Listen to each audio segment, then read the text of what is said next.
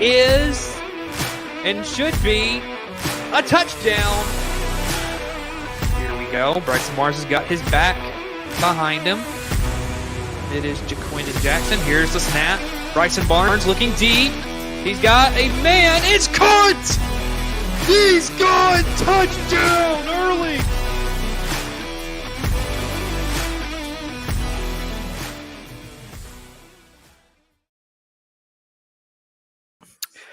And good evening, everyone, and welcome to college football. And it is quite a day. We are here for Notre Dame and Texas A&M, the primetime game. And it's first full Saturday of college football. We are so glad that you're here. So, got a lot to talk about here tonight. Now, the two games that have been on, the two big games so far today, Clemson and Georgia. Georgia just dismantling, absolutely annihilating Clemson 34-3 in what was just not even close throughout the day. And then Miami, what just got done just about 30 minutes ago, Miami 41-17 over the Florida Gators in Gainesville. That's the most points that Florida has ever given up in a home opener at home. So that is some stuff that's gone on around the country. Now, we talk about tonight's game, Notre Dame, Texas A&M, and man, what a game we have here. You've got Riley Leonard, who is the starting quarterback at Notre Dame. We all saw what he did. Very mobile quarterback. He did great stuff over at Duke with Mike Elko, who is now the head coach of the Texas A&M Aggies. And so it's going to be interesting to see that matchup between Mike Elko's defense and then, of course, Riley Leonard himself and that offense that Notre Dame's got, because Notre Dame has got a pretty good offense. And, of course, I think one of the big things is always a good run game. So they got a pretty good run game for Notre Dame. Also, the passing game, you've got Jaden Thomas, Chris Mitchell, Jaden Greathouse, and so tight end Mitchell Evans. Notre Dame's always been known for some really good tight end play. So that's going to be a whole lot of fun. And then you look at Texas A&M, you got Connor Wigman here as your starting quarterback who did really good last season. You also got a pretty decent run game with Le'Veon Moss. And then you look at the passing game, you got Jade Walker, Noah Thomas, Moose Muhammad III. And then you got your tight end, Trey Watson. And that's just a couple of the starters that both of these teams have. So this is going to be a really fun matchup. Connor Wigman, he started the first 4 games of the season last year, but got injured against Auburn, ended his season. So Connor Wigman is looking for a great season. He was 3-1 as a starting quarterback last season. So Texas A&M, a lot of hope for this season. Of course, Notre Dame is looking at possibly, this is another trip to the college football playoff for the Irish. Texas A&M trying to find their way to the college football playoff. As most of y'all know, we got the playoff expanded to 12 teams. Personally, I do not like the whole idea of a expanded playoff. But, hey, gives more teams an opportunity that may have never had a chance to go to the college football playoff before. So, a lot of stuff in store here tonight with Texas A&M and Notre Dame. Now, if you remember last Saturday, we had Florida State and Georgia Tech here on Saber Broadcast Network, and that was a great game. So we're hoping that we get a good one here tonight as well. So a lot of great stuff to come. Some games that are currently going on around the country right now as we look. Right now, UNLV's got the football. They're playing against Houston. They are driving down the field. They got a 2nd and 5. Alabama looks like they just picked off TJ Finley, and a long return for this Alabama defense as Alabama's looking to go up 14-0 as now they got the ball in scoring position up 7-0 with 6.5 minutes to go in the first quarter. Oregon and Idaho are getting ready to kick off. And then South Carolina and Old Dominion, they just began the fourth quarter and they are tied. Not to mention the fact that Boise State and Georgia Southern, last I saw that Boise State had just scored a touchdown and went up 49-37. So, of course, if you're watching in the chat, you can always update people in the chat as well on that. But we are so excited that college football is back. For this network, we're true college football fans, and we realize this is the second week of college football action, first full Saturday of football. So we are pumped and ready to go here, of course, here on Saber Broadcast Network. As you know, national broadcast is over on ABC, but we are giving you a better look at what this game is going to be. Some good old-fashioned just football talk throughout the whole game. I'm going to commentate. You got your scoreboard up here to the top left of your screen, so you don't have to worry. You got me to help you cover everything you need here in this game. So it is going to be a whole lot of fun as we await kickoff. Of course, they are right now showing the Nissan Heisman House, as they always do. And Jaden Daniels is in there now. Very interesting.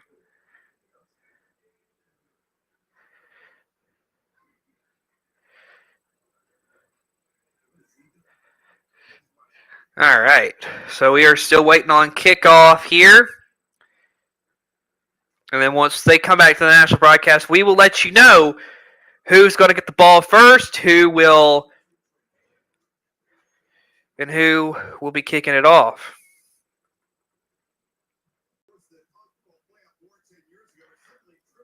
So right now, national broadcast again talking about the expanded college football playoff.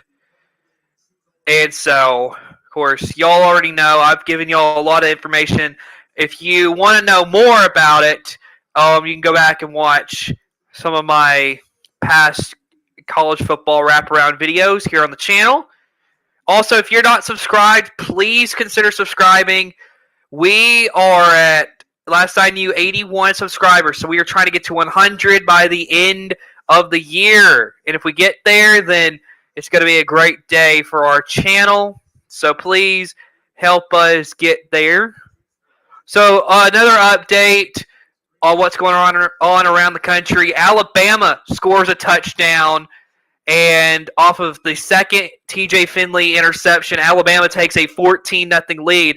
And this is a play where Jalen Milroe makes something happen and gets it to his receiver, and for the score. So Alabama goes up 14-0 on Western Kentucky. So that is something to keep in mind on.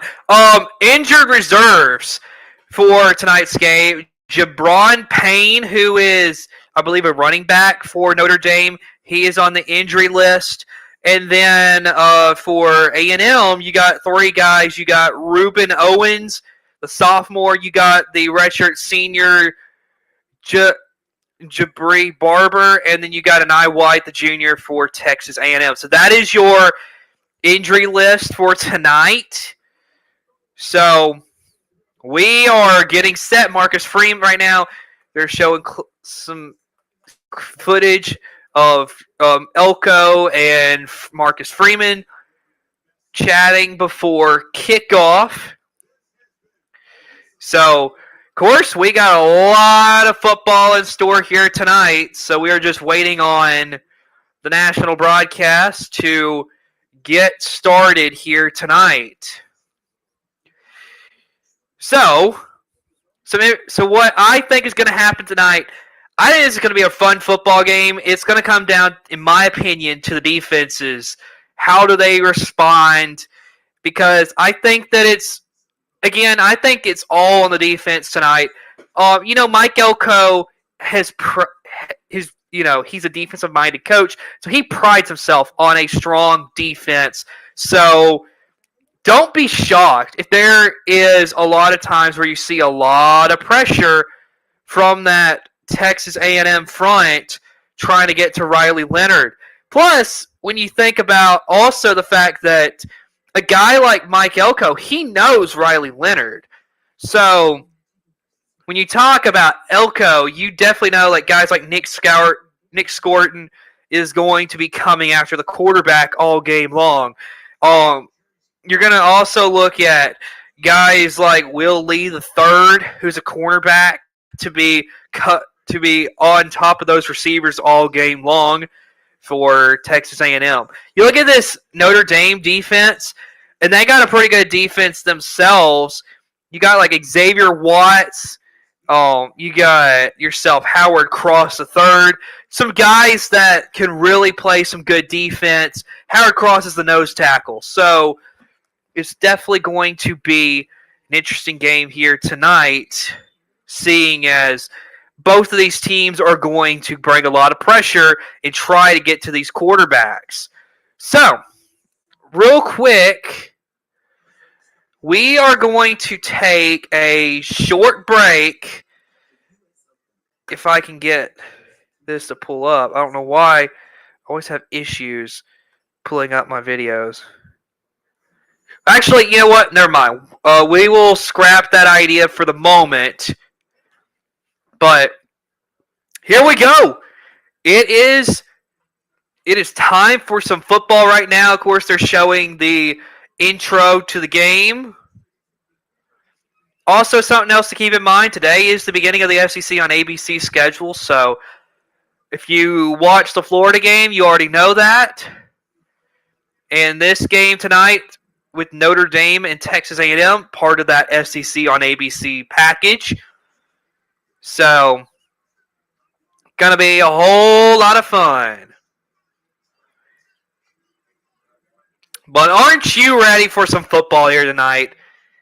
Welcome to Labor Day weekend, folks. We got you covered for a bunch of games.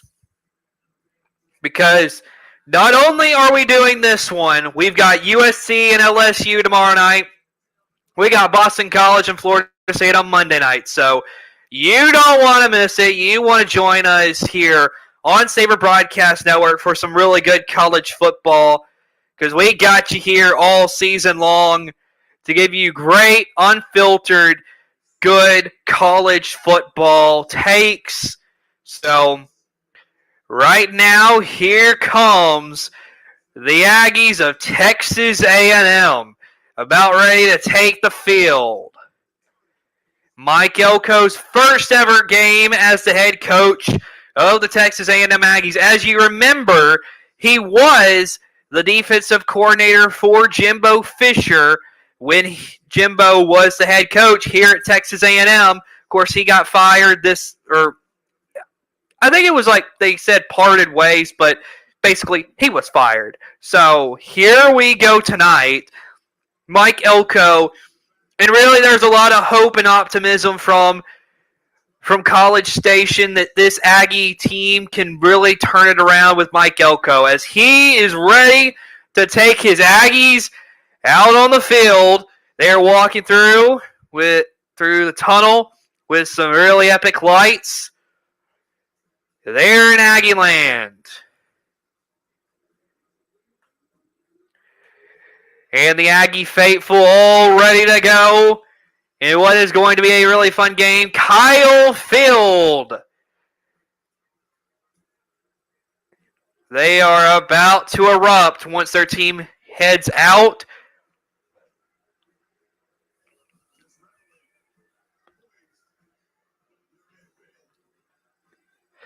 Here they come. The Aggies are out of the tunnel, and they are ready to defend their home turf tonight. In the first game of Mike Elko coaching at Texas A&M as a head coach. But do not sleep on that Notre Dame football team. In our rankings, we have them at 8 because they can do some damage here tonight. They got Marcus Freeman as their head coach. And again, they are ready to come out of the tunnel themselves. Going to be a whole lot of fun to see that. Like I said, a lot of fun is we're going to see from that competition between that Notre Dame offense and the Texas A&M defense. That's going to be the real matchup you want to watch tonight.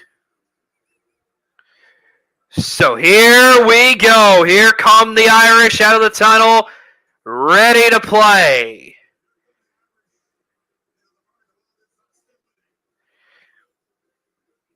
And Riley Leonard, what can you do tonight? And this is going to be a whole lot of fun as we await the kick of this game. I think it's about 3 minutes or so until kick off.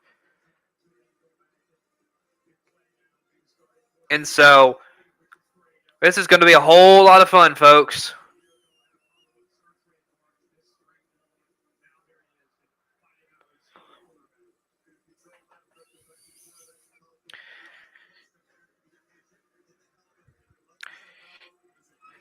So, of course, tonight, another thing to keep in mind that we mentioned about this last week, but there is now helmet communication between coach and the quarterback. That is huge tonight, especially when you consider that a guy like Riley Leonard, who is a first-year quarterback at Notre Dame and playing in a new system, getting that access to talk to Marcus Freeman and figure out what they want to do on offense is going to be huge for these teams. And then, of course, Connor Wickman talking to Mike Elko. That's going to be huge tonight as well. So, here we go. They're getting ready for the coin toss here tonight. Of course, the referee tonight is Adam Savoy. He is the referee. So, Notre Dame will elect for heads. Notre Dame wins the toss. They're going to defer, and Texas A&M will get the football first. So here we go. It is going to be, to begin the game, you're going to see place kicker Mitch Jeter come out. He will be kicking this away, and tonight the kick returner is Terry Bussey, the freshman from Texas A&M. So this is going to be a whole lot of fun, everybody. Strap in because we are back. It's college football, and it is the greatest sport on the planet. And so we are here. So it's going to be Connor Wickman in that offense come out first. And, of course, both of these head coaches are defensive guys. So you're going to expect good defenses from both teams. So going to be a whole lot of fun here tonight. So here we go. We are 30 seconds from kickoff.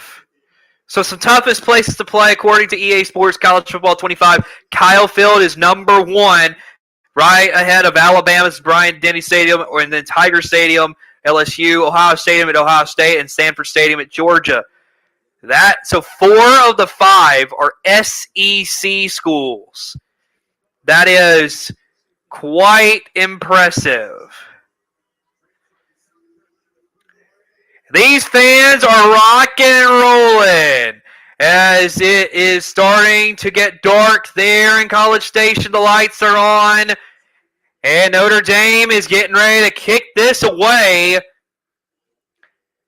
as both of these programs get ready to kick their 2024 seasons off, both hoping to get to a college football playoff and most importantly, win a national championship. As there is the kick, and here it is. That will be a touchback. And Connor Wigman and the Texas A&M offense will begin from the 25-yard line here tonight. So Connor Wigman, the sophomore quarterback. He is a redshirt sophomore. In his 9 games he's played in his career, 62% completion percentage, 1,875 yards, 16 touchdowns. Only 2 interceptions through 9 games in his career. So he's hoping to get a full season out of this. And he is going to be a whole lot of fun to see because this guy is one of the best quarterbacks when he is playing. Very accurate, very, very good player. 62%, maybe could get just a little bit higher, but we will see. So here we go. Save the man in motion. He's got one to his running back to his right. Here's Wigman looking to throw. Going to throw it over the middle. It's caught. First down. And right there to begin the game is Cyrus Allen, the receiver for A&M. And they are going up tempo. They're at the 40-yard line. And so another man in motion. Wigman has got his running back. It looks like Le'Veon Moss to his right. Another throw looking. That one's going to be a little too high. And that was intended for Jade Walker on his left. So some impact players. You got Noah Thomas, the receiver, and Amari Daniels, the running back for Texas A&M. Then you look at Notre Dame, Jack Kaiser, the linebacker, and Benjamin Morrison, the defensive back for Notre Dame. So here we go. It is 2nd and 10 from the 40. Sends a man in motion. He's got one to his left. Here's the handoff. It looks like it's Le'Veon Moss, and he's going to get about 4 yards on that carry. So it will be. So it's going to be 3rd down for A&M. A lot of experience on that A&M offensive line. 3rd and 7. So it's only a gain of 3.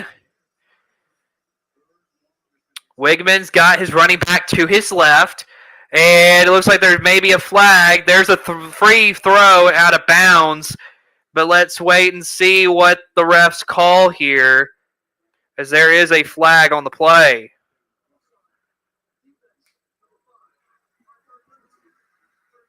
So it is an offside against Notre Dame. And good hard count from Connor Wigman. And good job by A&M to catch them offside. So 3rd and 2 now. Much more manageable 3rd down here for A&M. Connor Wigman is all alone in the backfield. He's got 5 receivers wide.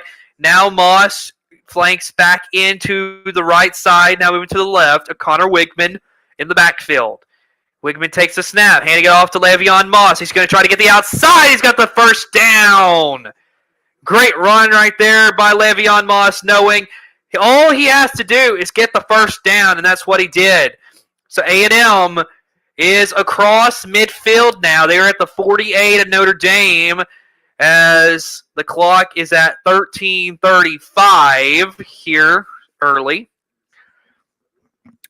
Wigman, he's got his running back to his right. Now he hands it off to Moss. Moss bumping into his offensive lineman, and he'll get he'll get 2.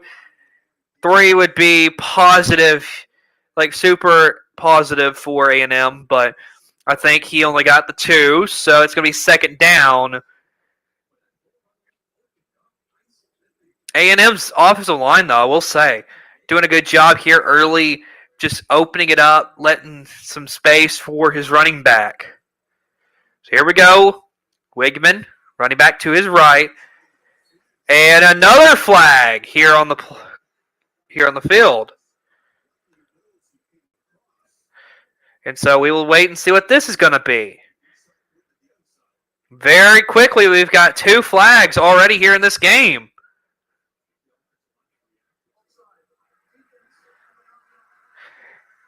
And another offside call on Notre Dame. So a little uncharacteristic here early for the Irish. Another hard count by Wigman. He got He got the defense to jump. Good job by Wigman. 2nd and 4 here for the Aggies. Wigman, he's got his running back to his right. He's got 3 out wide.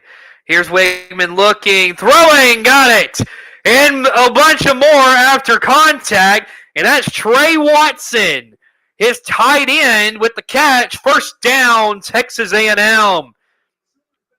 This is a good job right here because Wigman, he knows he's about to get hit, gets the ball away. He knows he's got his tight end. Great throw.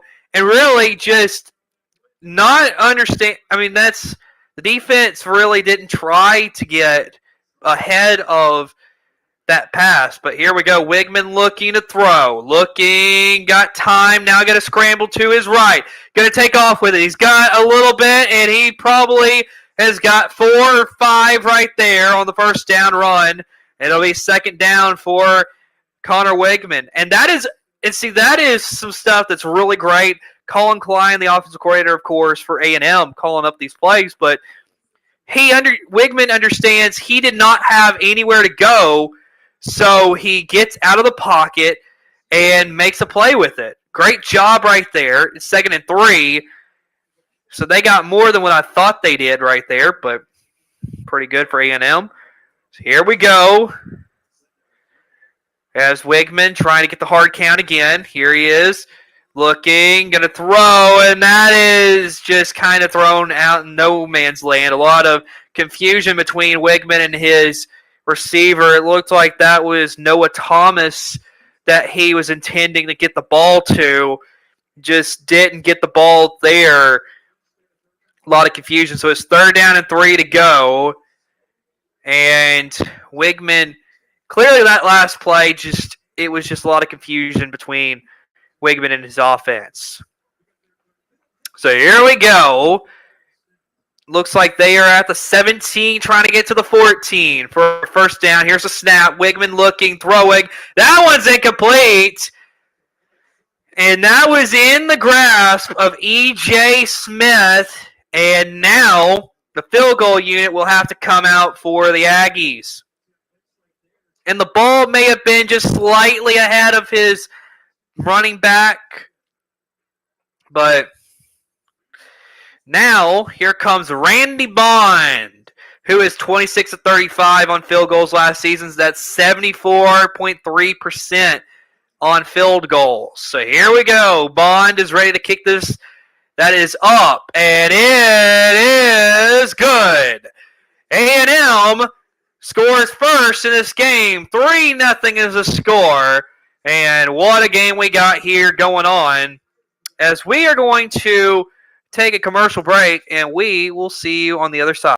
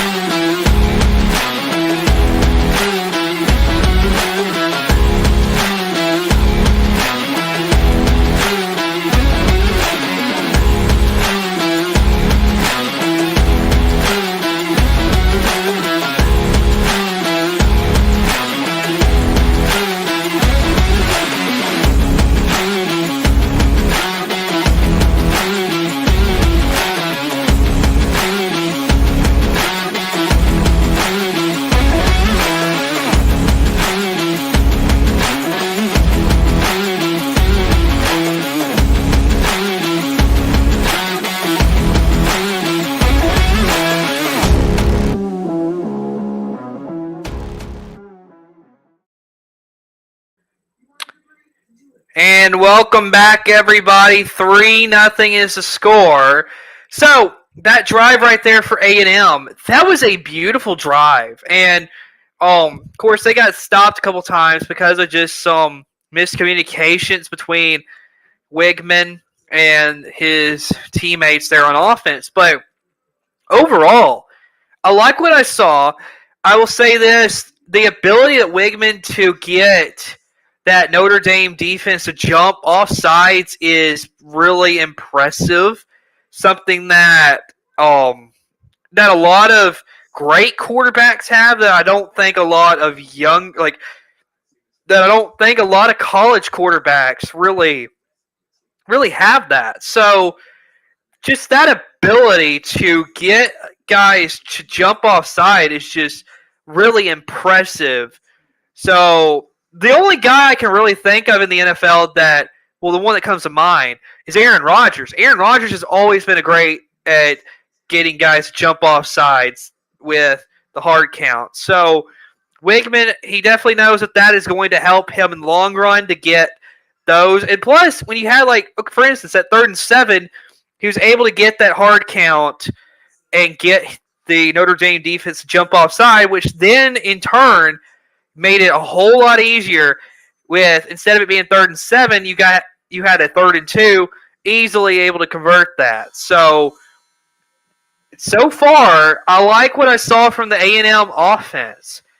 Now, here is what I think a lot of people are wanting to see, and that is you're going to see Riley Leonard and that Notre Dame offense go against the Texas A&M D. So here we go. Now, getting ready to kick off for A&M is Jared Zirkle. Back is going to be Jadarian Price, as there is a kick from Zirkle, and that one's going to be a touchback, as now here comes Notre Dame's offense. And, of course, as we've been mentioning a bunch, it is Riley Leonard, the starting quarterback. He is a senior. He is from Duke. He transferred in. Career at Duke, he had 24 passing touchdowns, 10 interceptions, 19 rushing touchdowns. Last year, he had a season-ending injury in Week 9. So this guy is going to be great for Notre Dame. So here we go. 1st down and 10 from the 25.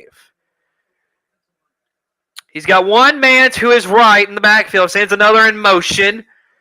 Leonard takes the snap, looking. He's got his man. That's Jeremiah Love, and he's got about 2 or 3 before he is brought down. It'll be 2nd down for the Irish. And some impact players, Jeremiah Love, who just caught it out of the backfield, and then Antoine Knapp, the left tackle for Notre Dame. And then you look at the defense, Nick Skorton and Torian York are 2 of the big defensive players that you want to watch out for tonight for Texas A&M. So 2nd and 7, Riley Leonard in the backfield all alone. He's got 4 out wide, plus a tight end, ready to block if needed, or flank out and catch a pass. But here we go. All alone, here's Leonard. It's a bad snap down low. Now going to throw it, and he's got a 1st down. Jaden Greathouse is the man who catches that. And out of a bad snap, a really good composed throw from Riley Leonard looking up the middle, and Jaden Greathouse did a great job of showing his quarterback, hey, I'm right here. And so 1st down Notre Dame at the 36. Sends a man to motion. He's got one behind him. Here is the snap. Going to hand it off. Jeremiah Love is back. And he's got about 2 right there. So Notre Dame, pretty good, composed right now, other than that bad snap. Riley Leonard, definitely really impressed by that last throw, though. So here we go, all alone in the backfield. He's got 5 out wide. Leonard is ready to take the snap, and he's looking, going to throw it, and that'll be caught and instantly hit after catching that ball. Right there is Jordan Folson. Or Faison, I'm sorry. My computer, it looked like it was Folson. I'm going to try to zoom this in just a little bit if I can figure out how to do this. But really great job right there. There we go. All right. So here we go. Sends a man in motion. Riley Leonard's got a running back to his left. 3rd and 5. Leonard's going to get out and run. He's got incredible speed. 1st down and more. And a late hit. Easy call right there. It looked like Leonard had already slid down, and that was just a late hit. That's an easy call. That's going to be an extra I think it's 15. So really just a stupid play right there by that A&M defense. You cannot do that. In a game like this, you cannot make mental errors like that.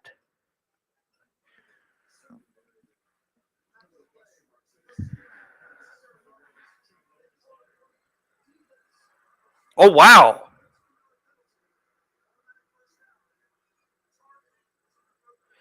So it's a unnecessary roughness on Brooks of the A&M defense. Plus, they are reviewing to see if this is targeting.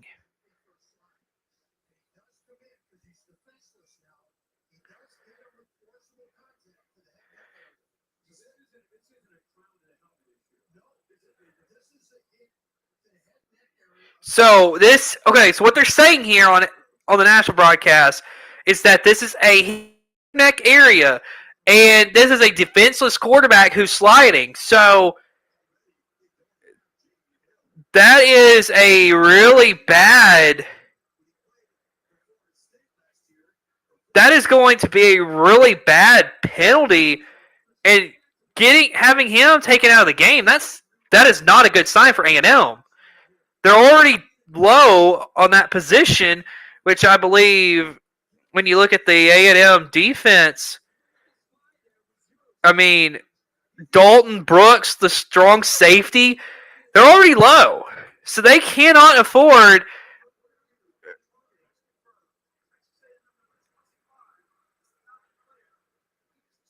All right, so Brooks has been ejected for targeting. So already not a great start if you're A&M on the defensive side because, again, you cannot do that. Dalton Brooks, the defensive back, he's a sophomore. He is disqualified from the game for targeting. You got to give the quarterback time, and you got to just let it go if the quarterback's sliding. It's incredible to see that these defensive players. But I mean, I will say this: it is really difficult to be a defensive player today. But here we go, man in motion. Here is the handoff, and that is going nowhere. Great defense from A&M. And that right there was Jadarian Price trying to run it, and he just lost yards. Second down, and a ways to go for the Irish, as this A&M front did a great job of getting to the running back, and just a great job by the A&M defense. Second and 13, one man to the right of Riley Leonard. Now he moves to the left. Leonard looking to throw. That one's way out of the reach, as there again was some confusion between Leonard and his receiver. So now you got third and 13, as he was looking for Jordan Faison. But third and 13 here for Notre Dame, as the A&M faithful are going nuts right now, getting very loud. Now, one running back to the left of Riley Leonard, looking to throw. It's a short pass, and this one is to Bo Collins, and he gets close to that first down line, but not quite. It's going to be fourth down, and it looks like about 2 or 3 to go. And so now, looks like they are going to take that field goal opportunity. And, I mean, Bo Collins, great job getting near that first down line. So here we go. Jeter is out to kick. It's Mitch Jeter. Last season, he was 12 of 14 on field goals, 85.7%. So here we go. Here is the snap clean, and there is the kick. That one is good. We got a tie ball game right now. It is a tie ball game in College Station. with 6.5 minutes to go in the first quarter. So let's go ahead and take another commercial break, and we'll be right back.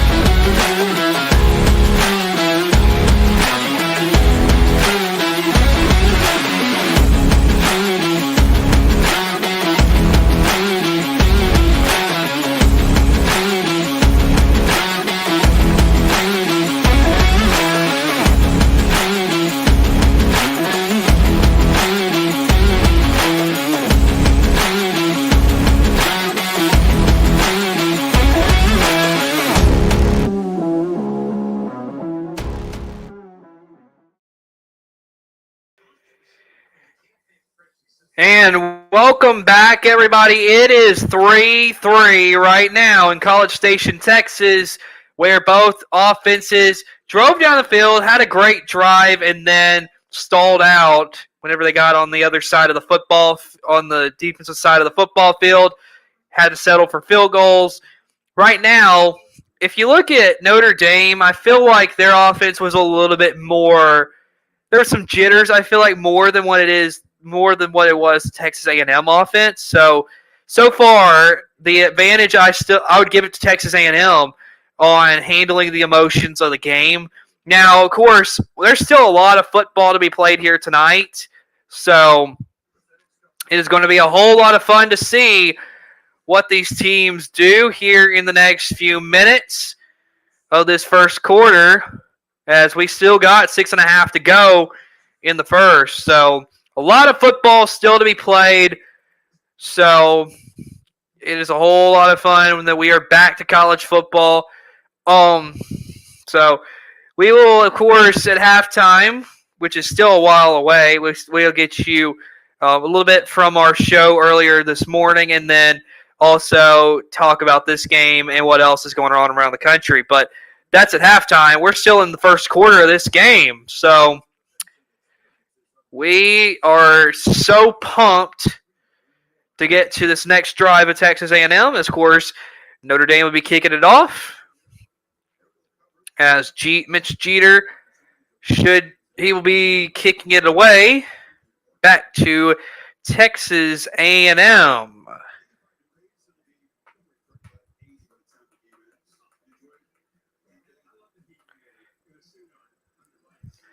So, here we go.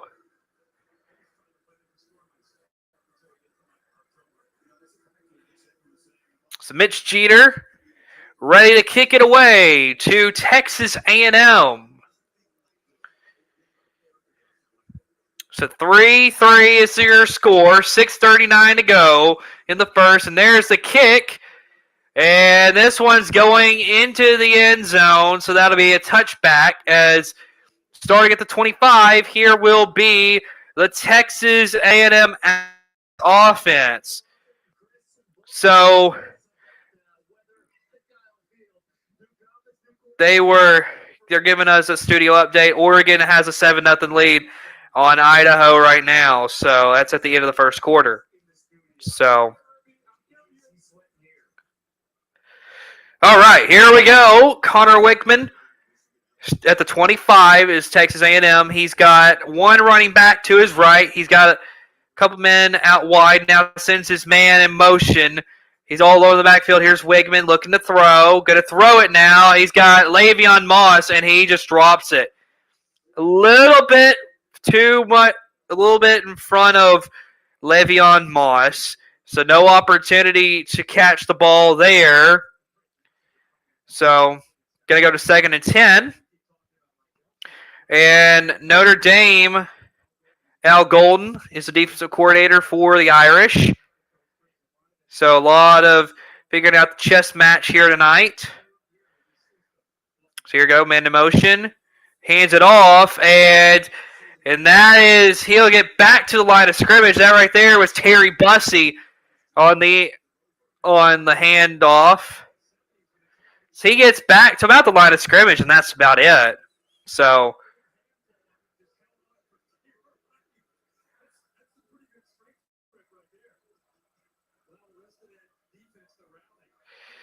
third and 10 here for A&M as they are in danger of having a 3-and-out on this drive.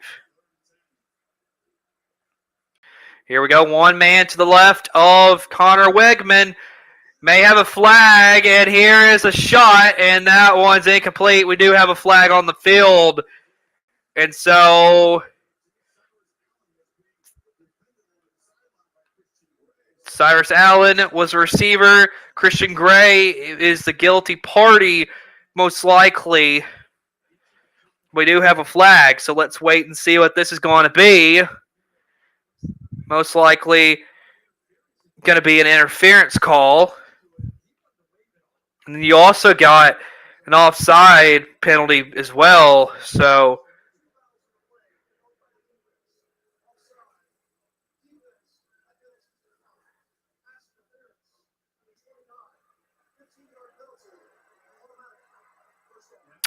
all right, so the offside is declined, and the pass interference is picked up. So that is going to be a pass interference, and that is a whole chunk of yardage right there for Texas A&M. First down, they'll get to about the 39.5-yard line.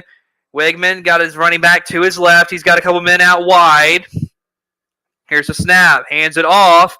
This is Moss as he's going to get about 5 or 6 right there. Going to be second down. So I keep forgetting about our possession marker here on the scoreboard. Sorry about that. So Le'Veon Moss, great run. Realized that the defender is going low, so he jumps over. So 2nd and 5, Wegman to throw. That one to be caught. It escapes and gets near the first down line. Is Jade Walker.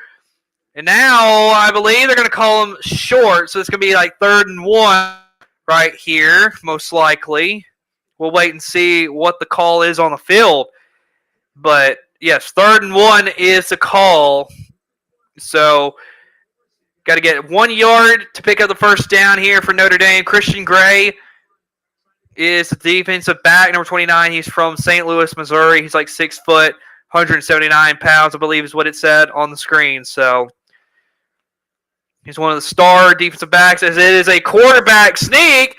And I believe that he got the first down right there. And another flag.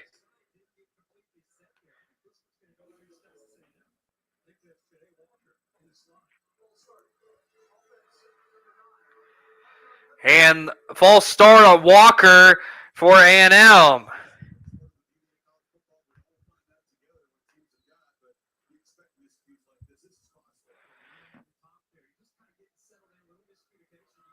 So some miscommunication on that offensive side. It's 3rd and 6 now for A&M. So here we go. Got one man to the left of Connor Wegman. He's got 4 receivers. Now looking, dropping back, now throwing. That one was low and incomplete as that will be a punting situation now for A&M. And so that penalty was very costly to this drive. So now you got to kick the ball. You got to punt this ball away. Wegman, he had no chance as he had 3 or 4 defenders coming on him. So he just had to get rid of the football. So just good way to just get rid of it, but it is a costly false start as now we got an injured player on the field, most likely probably a cramp.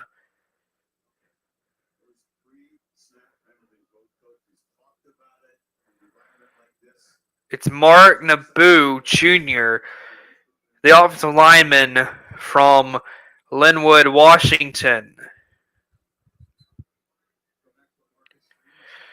Or actually, it looks like they took the knee brace off, so he may just have some pain in his knee. Possibly a cramp, possibly another knee, re-aggravating a knee injury that he already had. So,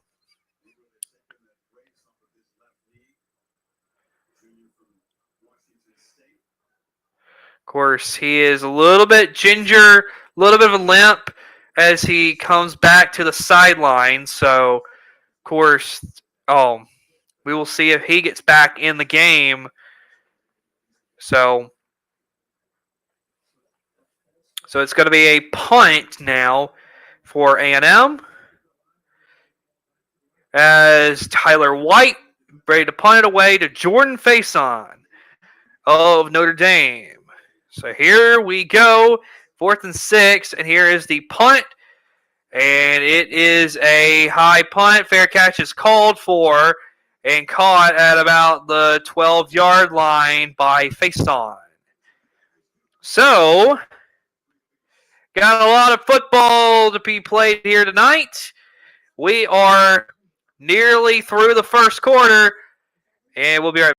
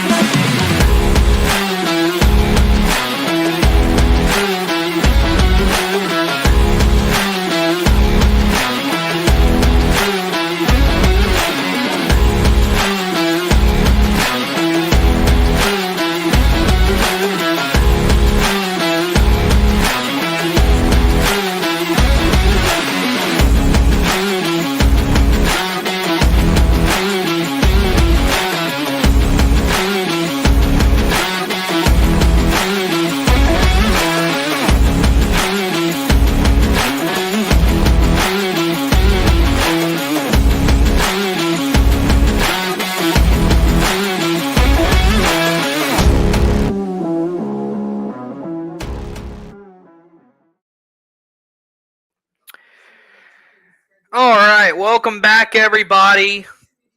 Nearly through the first quarter. We're tied at 3 apiece right now, and it's been a pretty good game so far.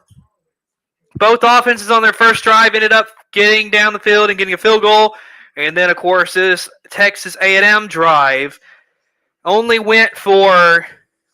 Well, didn't go very far, and then you had a punt after they had got the first down on a 3rd and 1. Penalty cost them that opportunity. They had to move it back, 3rd and 6, and they did not make it after that. So now we are waiting on the national broadcast to come back right now. So, of course, got a lot of football still yet to be played. Notre Dame, Texas A&M, and I got to say, so far, both teams got whenever the offense would get down on the opponent's side of the field, they were able to stop and just force a field goal. And then this last time, Notre Dame's defense stood up and forced a punt. So, interesting here, as now we are going to see Riley Leonard for the second time with the Notre Dame offense. So, going to be a whole lot of fun to see what this drive is going to look like here. Definitely being on the road, you want to now, since you got this opportunity, you want to go and score and get the momentum on your side. So I would say you want to get a touchdown here.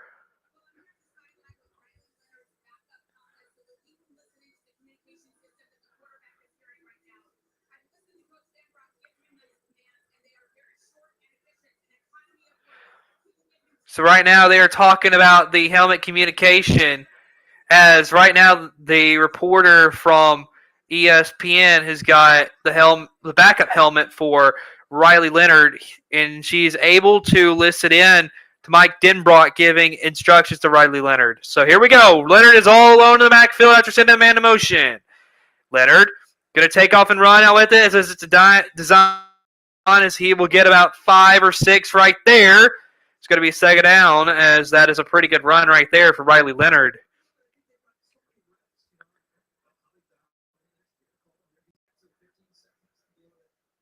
So, kind of funny them listening to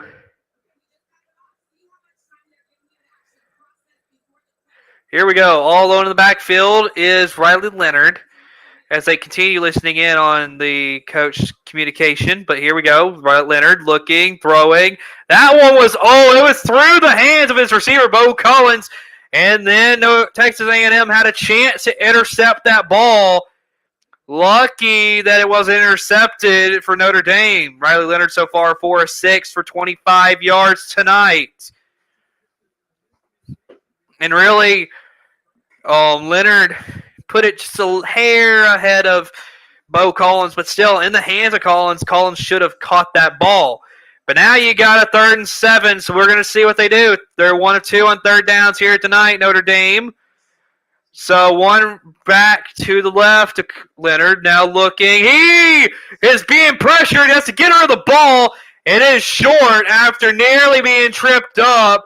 It's going to be 4th down, and Notre Dame will have to punt. Great job by that A&M defense. And just sent a lot of pressure on a blitz-type scheme. And just a whole lot of pressure coming. And Leonard, he never had a chance. As Kennedy got in the backfield, and no one had him. No one at all had Kennedy, and that caused a bad pass by Riley Leonard. Now 4th and 7. Here comes the punt unit for Notre Dame. Here it is, punt. And this one is going to be called fair catch as it will be downed at about it looks like somewhere between the 36 and 37. So here we go. Connor Wigman out for his 3rd drive with the A&M offense. Of course, tomorrow night, USC and LSU here on Sabre Broadcast Network. Don't want to miss it. Going to be a really fun game tomorrow night. So, again, like I said, don't want to miss that game. Going to be a whole lot of fun.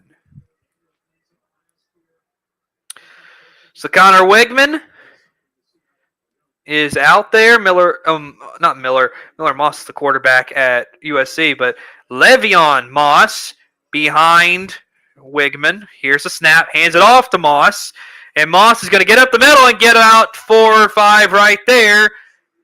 On that 1st down, it's going to be 2nd down right there for Texas A&M. And so 2nd and 6 for A&M. Great handoff right there. So now, all alone in the backfield is Connor Wigman. He's got, it looks like 4 receivers out wide. Going to take the snap. Now looking. Got time. Going to scramble out of the pocket. And I think he's got the 1st down. Great job for A&M. And just a great job by Wigman. He stands in the pocket, realizes that he doesn't have anyone to throw the ball to. In space, gets out, runs, and picks out the 1st down. Great job by Connor Wigman. That's 33 rush yards to 10 with A&M ahead by 23 yards in the run game. Under 2 minutes to go in the 1st quarter. Wigman, he's got his running back to his left, sends a man in motion. Here's the handoff. Look, it's Walker. Walker gets about 5 or 6 right there. Great run. So it's going to be 2nd down for Texas A&M. And really great job as you really see that the offensive linemen are being pulled to the right of the quarterback and able to hand off the ball to Jahdae Walker, who goes to the left of the quarterback. Great job at creating some space by the offensive coordinator. As here is a 2nd and 4 for the Aggies. He's got his running back. Wigman's got his running back to his right. And so here's the handoff to Moss. Le'Veon Moss 1st down, and about 2 more after that. So Another first down for the Aggies as we are under a minute to go in the first quarter, tied at 3 apiece. And this offense is doing a great job. I mean, this is going to be a really fun offense to watch all season long. And so, great job right there. And here's a snap from Wigman, looking, throwing, and that is incomplete. He was looking for his receiver, Cyrus Allen. So, incomplete right there. 36 seconds to go in the quarter. So, Wigman, I like the way he's been able to sit in the pocket and take some time and really process where he's going with the ball. Really great job. So here we go.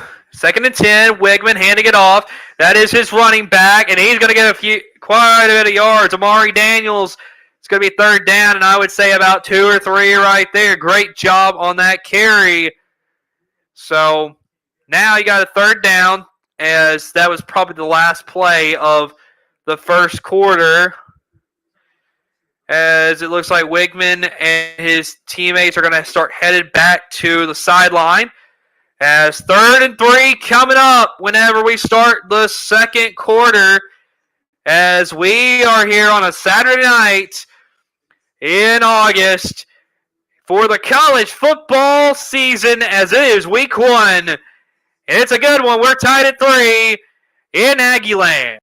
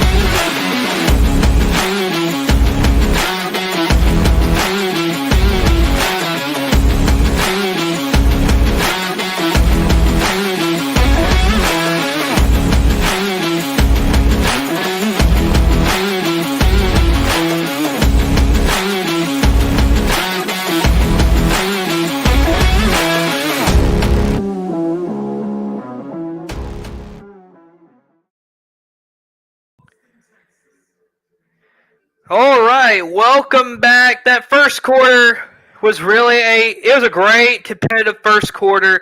I would say that very even, and so these defenses really, first couple of plays I felt like both defenses really struggled, but then once both teams got on the opposite team's side of the field, then they really locked down, played some better defense. But now I will say I think I would give, as far as for first quarter, even though the score is tied, I would give the advantage to A&M. I think they played better overall. And I feel like the offense just played with a little bit more just poise and not so much anxiety. And that really is what it should be when you are hosting a team like Notre Dame. All right, let's take another quick commercial break, and we'll be right back.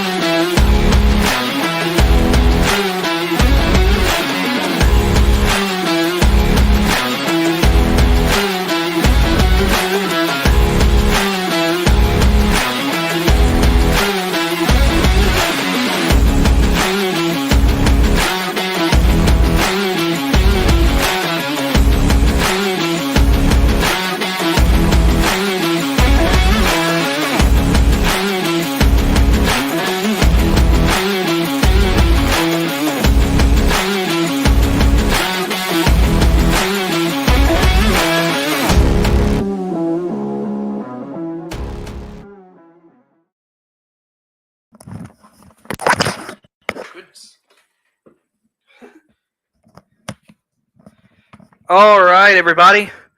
Welcome back. We are here on a Saturday night.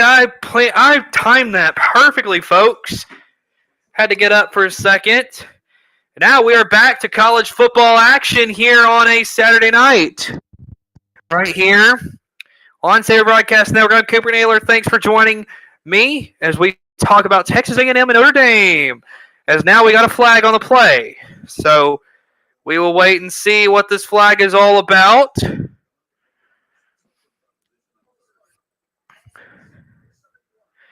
And it's a false start on Texas A&M. So that's going to back them up even further, making it even harder first down or third down to convert. So 3rd and 8 right now.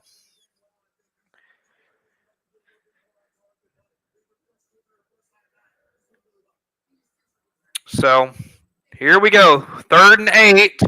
Man in motion. He's got one back behind him. Now here's a throw to Jahdae Walker. Walker, not quite there. That'll be 4th down, I would say. About 2 yards to go to get that first down. So most likely just going to have to settle for a field goal opportunity. So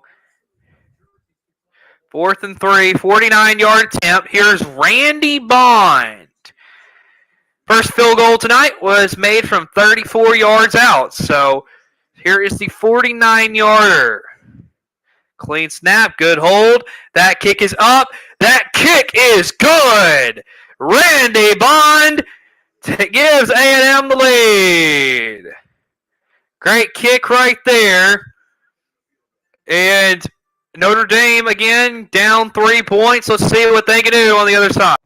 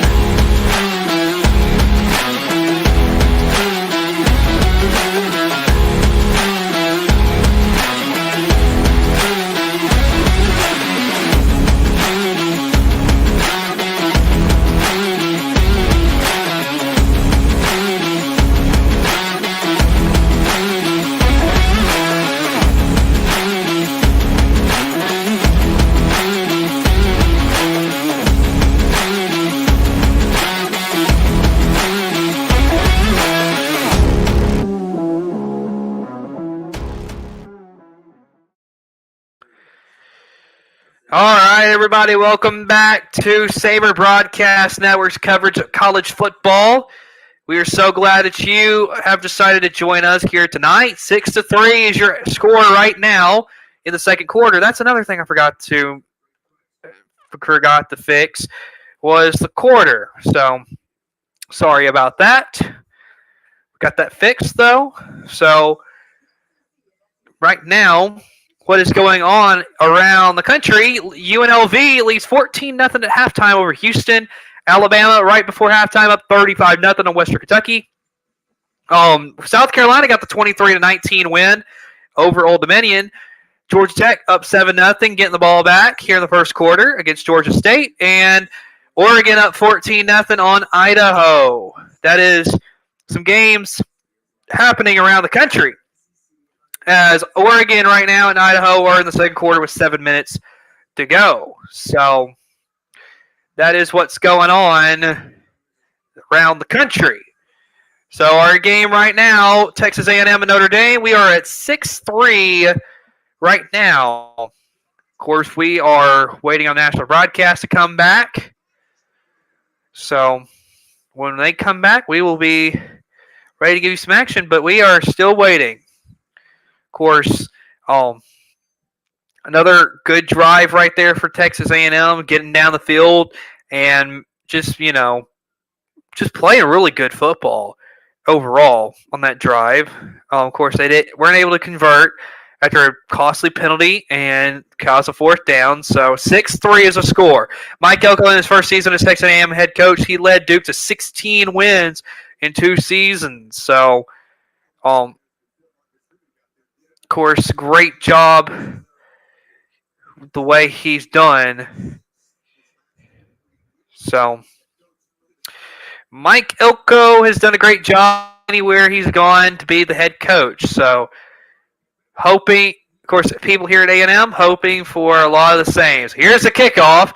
And this one is going to go to the back of the end zone, and that'll be a touchback as it is 6-3 right now, Texas A&M. As right now, so of course, right now they're just showing some graphics about how good Elko can turn some guys that aren't exactly highly rated players into some really great players ultimately.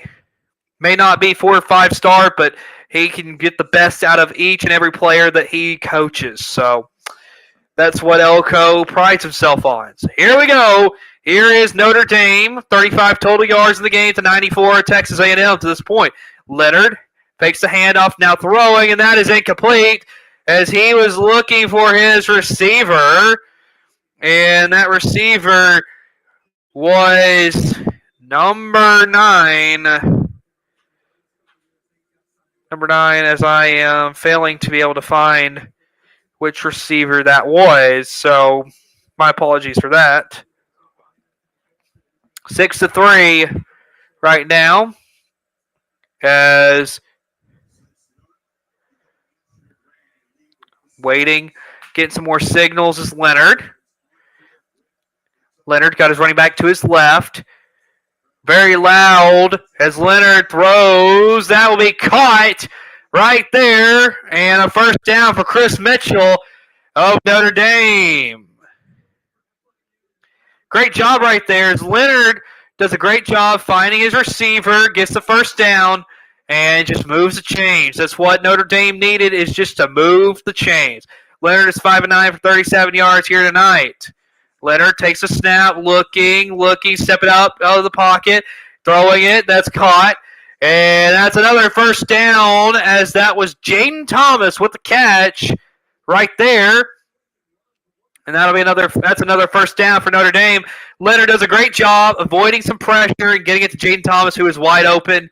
Great job by Leonard. Here we go. He's all alone in the backfield now, playing with a little bit of tempo, still getting up to the line, giving his offensive lineman some signals.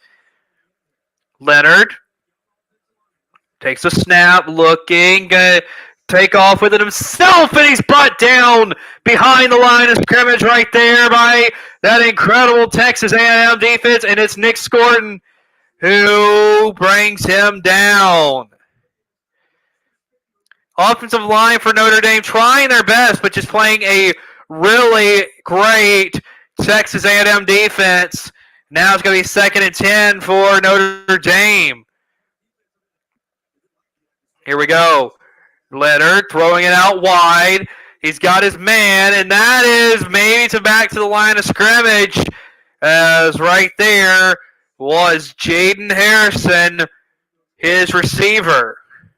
So now you got a 3rd down and 10 to go. 6-3 is your score. You really have got to try to get something going if you're Notre Dame. You're playing on the road. You get the ball back to start the second half. You really have got to try to get something, as it's 3rd and 13 now for Notre Dame. 3rd and 13.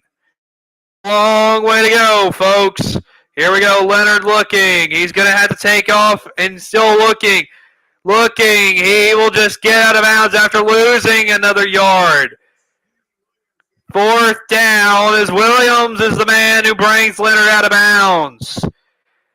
And now A&M's going to get the ball back. And they just play some good defense on that series right there to force Leonard to have to really try to figure out what he was going to do. 4th and 12 now for Notre Dame. And so, punt coming for Notre Dame. As A&M getting set to get the ball back. 11 and a half minutes to go in the second quarter.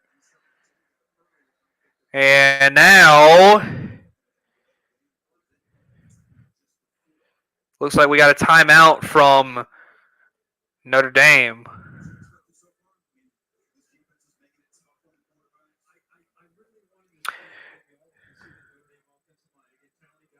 So Notre Dame is taking a timeout. So that is the first that they've taken in this half.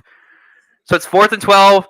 They nearly had a delay of game, so they just took a timeout and kind of trying to just kind of settle the team down. It's okay. Just kind of get yourself right.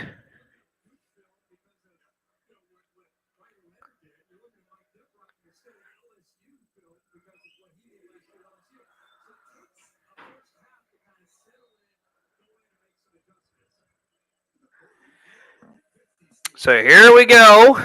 Notre Dame getting ready to punt. Here's a snap, and there's a punt, and that one's away.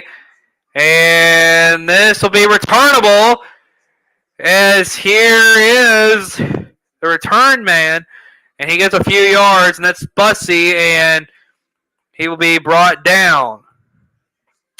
So 6-3 here on a Saturday night in College Station, as we'll be back in a moment.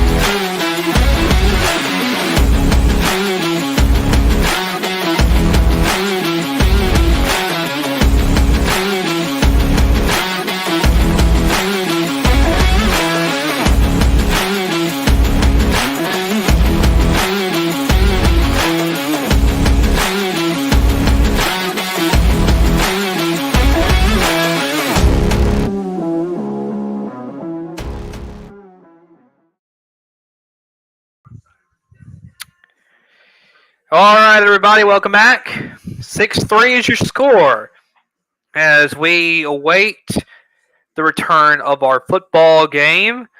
Great game so far here for Texas A&M and for Notre Dame. Of course, Notre Dame, they had one pretty good drive, and then the rest of these drives so far, it just seems like they are really, really struggling to get anything going. They may get a first down, but after that, they just really struggle from that point.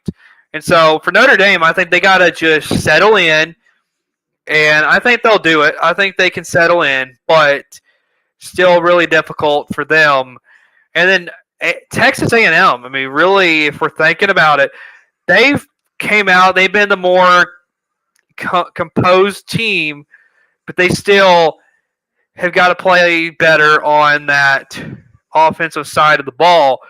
But both defenses, this is just what it is. Both defenses are having themselves a day. So, all right, let's take a 13-second break and be right back.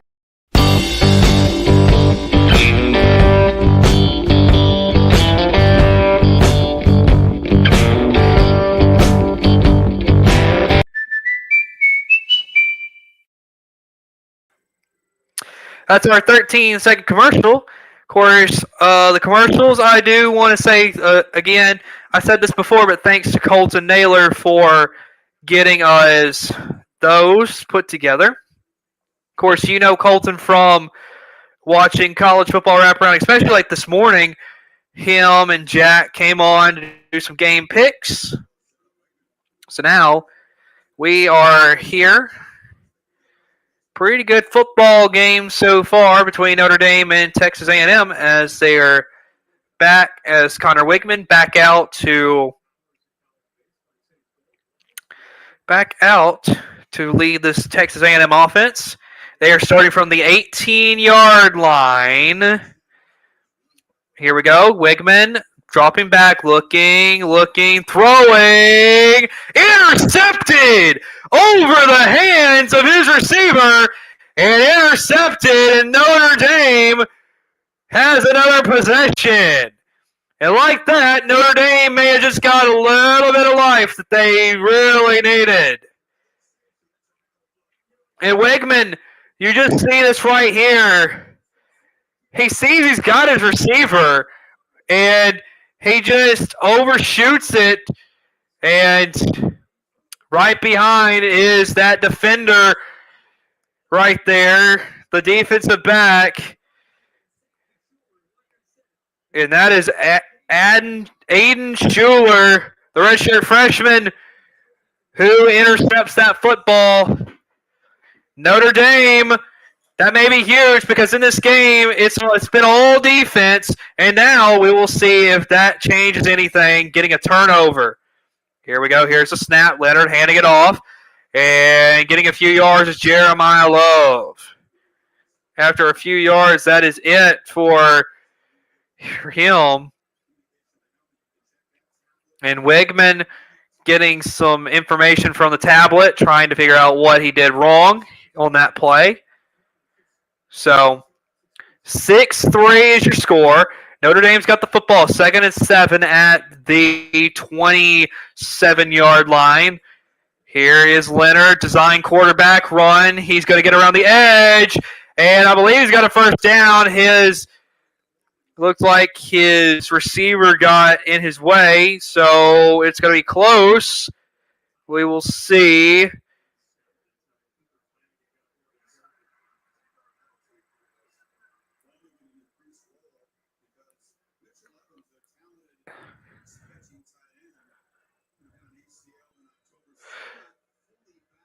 So, Cooper Flanagan, the tight end, is called for a penalty. I think it's a holding they called for him for, maybe. I'm not completely sure.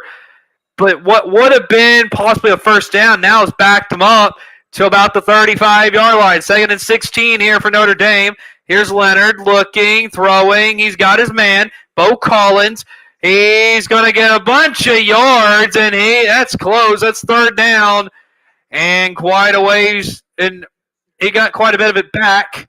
So, great job right there by Bo Collins. 3rd and 5 now for Notre Dame. Very manageable. 6-3, under 10 minutes to go now. And so Texas A&M fans getting loud from the 24-yard line. They got to get to the 19 to get a first down. Notre Dame is 1 of 4 on 3rd downs tonight. Riley Leonard takes a snap.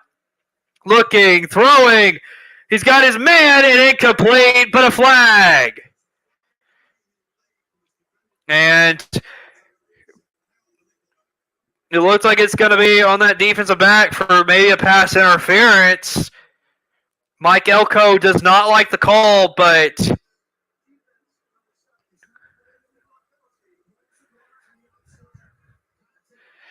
and what it is as a defender, you got to look back for the ball. Chappell didn't do that, and there is your pass interference, and Notre Dame, like that, is in very striking position right now to get a score. 1st and goal for the Irish. Mike Elko did not like it, and so I would argue that not a lot of A&M fans liked it. Penalties tonight. Notre Dame 4 for 34, 4 for 40 for A&M. Here's the run for Jeremiah Love, and he will get half a yard, and that is it. Great job by that A&M defense right there. Howell getting the tackle. And now, 2nd and goal, we'll see what Mike Denbrock will draw up for that Notre Dame offense. 15 rushing yards to 52 of Texas A&M. Notre Dame only has 15, so not a great job tonight on that front for Notre Dame. But here we go. All on the backfield is Riley Leonard. 2nd and goal. Leonard takes the snap. He's looking, throwing in the end zone. Incomplete, and a very miscommunication right there between Leonard and his receiver. It's going to be 3rd and goal now, and we will see what they can do. Leonard, I think he was trying to get he's trying to get Jeremiah Love to go more towards the corner, and it was just a miscommunication. So now you got 3rd and goal. Here in Texas A&M, the fans are getting really loud now. Riley Leonard trying to get his squad intact. He's got his running back to his right. Here's the snap. Leonard got to scramble around. Now looking in the end zone. Incomplete. 4th and goal. And the A&M defense stops them again. 8.5 minutes to go, and Notre Dame will be forced to have to kick another field goal here tonight.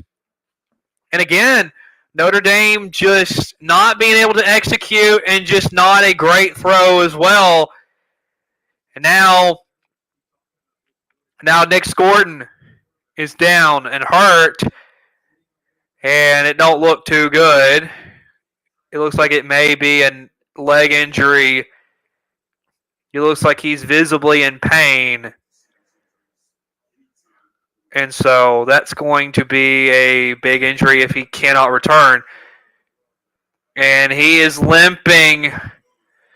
He's walking off on his own power, which is a good sign. But that also means that he is limping really, really badly. And he got just to the sideline, and he's really having a hard time. So now we will see what that means for Texas A&M. As here is Mitch Jeter. So here we go. Jeter, 26-yard field goal. That is up, and that is good. So Notre Dame answers with a field goal of their own. 6-6 is your score right now in Aggieland. And so far, I think it's just interesting because you got two teams that their defenses have really been showing up here tonight. That's what you can tell about this game. Good defensive football and just enough scoring to satisfy everyone.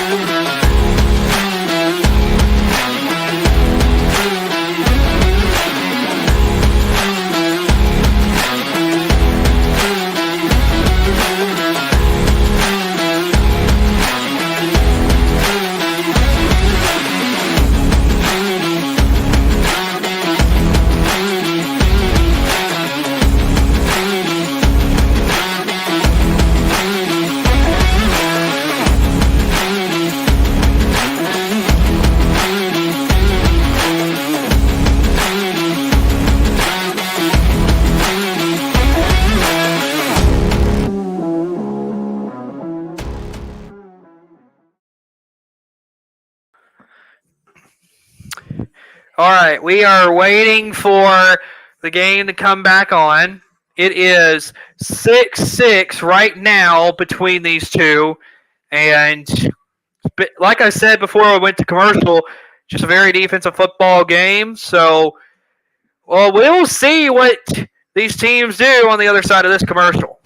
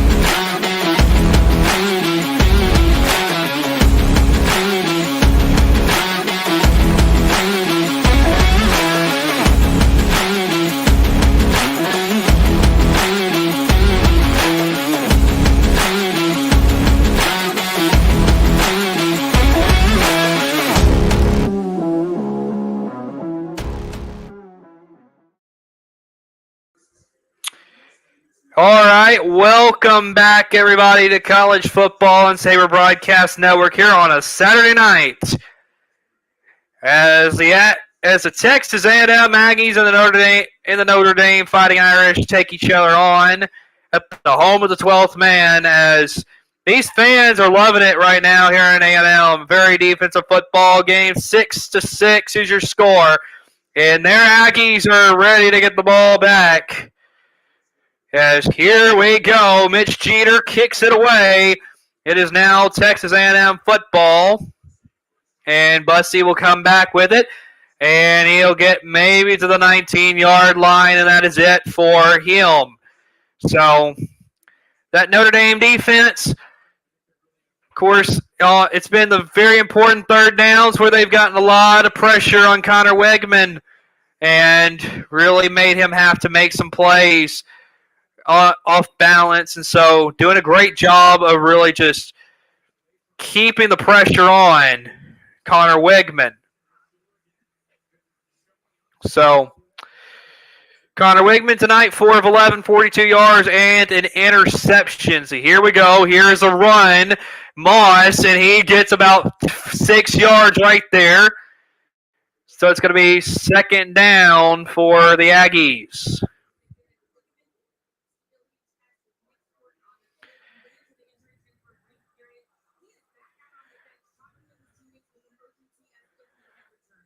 All right, Nick Gordon may return to the game. And here's a pass. Cyrus Allen, first down and a lot more. Great job right there. So, and now another injured Aggie right now.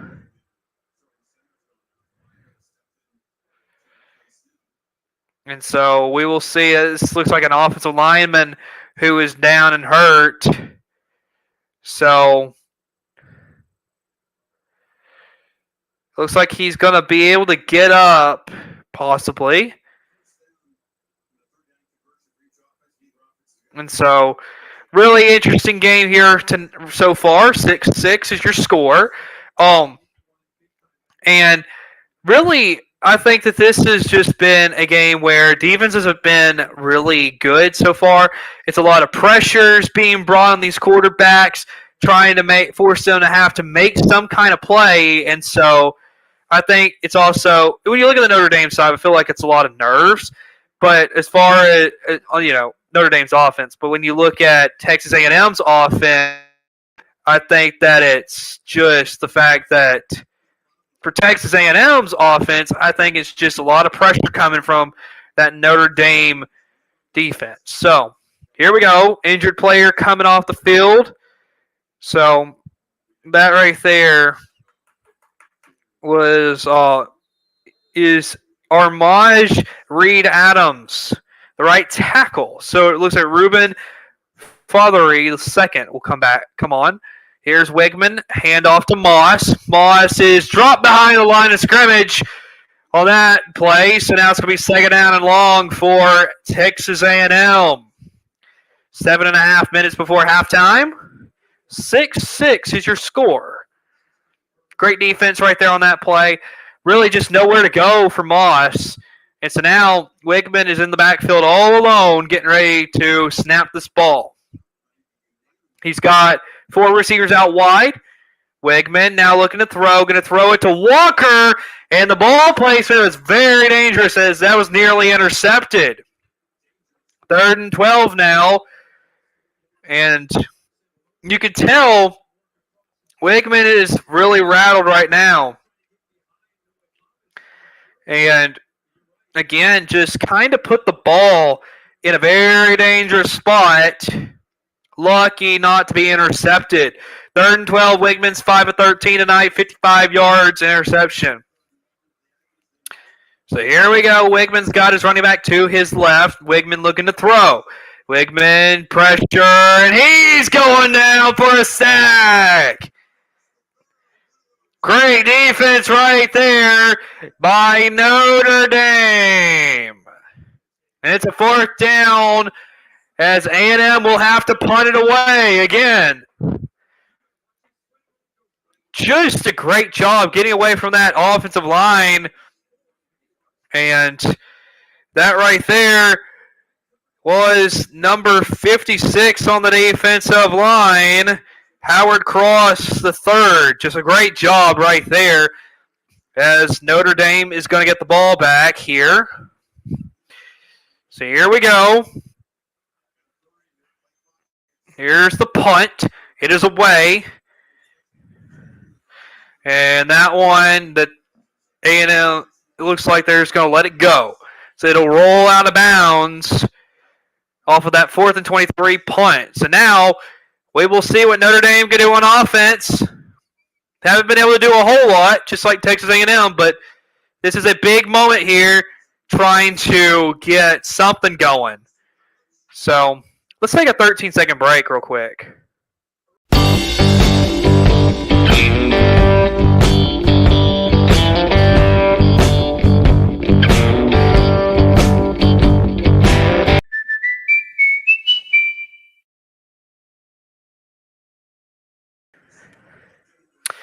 All right, here we go. It is the 14-yard line. Here is Leonard handing it off. And looks like Price will get maybe a yard, and that is all.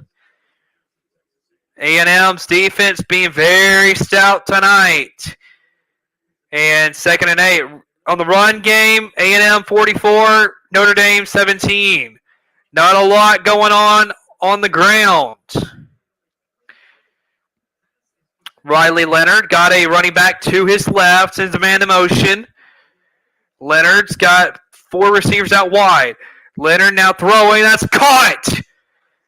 And Faison is the one who catches the ball, as a little bit nasty in the way that he was tripped up, and he is going to limp off the field as Chris Mitchell will come back in the game. And a really nasty fall he took as he was kind of undercut, and he's going to need to be helped off on the sidelines. 7 first downs for both teams. Leonard now hands it off. Price breaks a tackle, and he's barreling through. He's past midfield. He's past the 40, but there's a flag on the play, but that is a big run as it stands.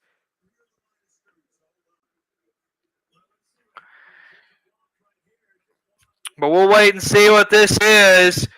Possibly a holding call. And it looks like it's a holding penalty, and they're going to have to bring it all the way back. So just when Notre Dame had a big play, it will be brought back. And that's just the thing that's been going on for both of these teams. When they have a big play, they shoot themselves in the foot with some bad penalties and makes it a whole lot harder on themselves here tonight. That was a big run, but now you got to bring it back. So 1st and 14 now for Notre Dame from the 20-yard line. Here we go. Here's the handoff. Jeremiah Love gets the edge. 1st down and more down the sideline. Past midfield. It didn't matter if they had that penalty call. He still got down the sideline. This time, Jeremiah Love will get credit for the long run. And now Notre Dame is really looking good. 4 carries, 33 yards. Really what he needs. Jeremiah Love. Leonard looking, throwing, incomplete. He was looking for Chris Mitchell, his receiver. So 2nd down and 10 to go for Riley Leonard. He just put that a little bit too far ahead of his receiver. And so now you got 2nd and 10. And Notre Dame's got some momentum going now, even though the crowd is into it, trying to mess with this Notre Dame offense. 49-yard line is where they will start on their side of the field. Here's a handoff for Jeremiah Love. Breaks a couple of tackles, and he gets close to that 1st down line. We will see if he got it. Very, very close right there as we are nearing halftime. And Jeremiah Love lost his shoe, but able to stay on the field. He is to the left of Riley Leonard as they look back, trying to get some signals from their sideline. 6-6 is your score. So here's Leonard taking the snap, handing it off, and a flag. So let's see what this is going to be.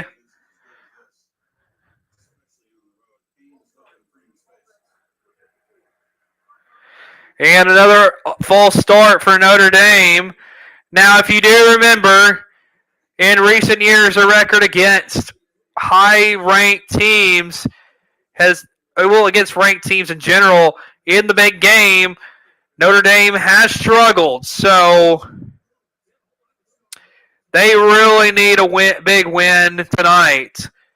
That's their sixth penalty for 49 yards. It was a false start. So here's the snap, handing it off. And in the round, there's a great run right there, getting back to make it about 9 yards to have to go. So good run right there for Notre Dame. Looks like Jaden Harrison on the end around. 2nd and 8 for Notre Dame. This current drive, four runs, 3 passes, 46 yards. 3.5-minute drive so far. From the 40-yard line of Texas A&M. Here's Leonard. Fakes the handoff, looking to throw, and that one's batted down as Nick Scorton is in the game. He's back in the game, so he is fine. Now it's going to be 3rd and 8 for Notre Dame. So it's going to be a big play here. They need a little something to get some momentum. Of course, they also got to keep in mind that they are going to get the ball to start the second half. So to get a touchdown here and then get another touchdown to begin the second half would be huge for Notre Dame being here on the road. So we'll see. 3rd and 8 now. They're 1 of 5 on third downs here tonight. Leonard looking. Short toss to his running back. He will get back to the line of scrimmage and nowhere else to go. And now they're in that position where it looks like you're probably going to have to punt this, or it'd be a incredibly long field goal, and I don't think they're willing to take that field goal. So, of course, it'd be a long one if they did take it. They're going to keep, the offense is staying on the field, 4th and 8 before the 2-minute timeout. And it looks like they're just going to let the 2-minute timeout come. 2 minutes to go before halftime. Notre Dame and Texas A&M were tied at 6 apiece. And we'll see you on the other side.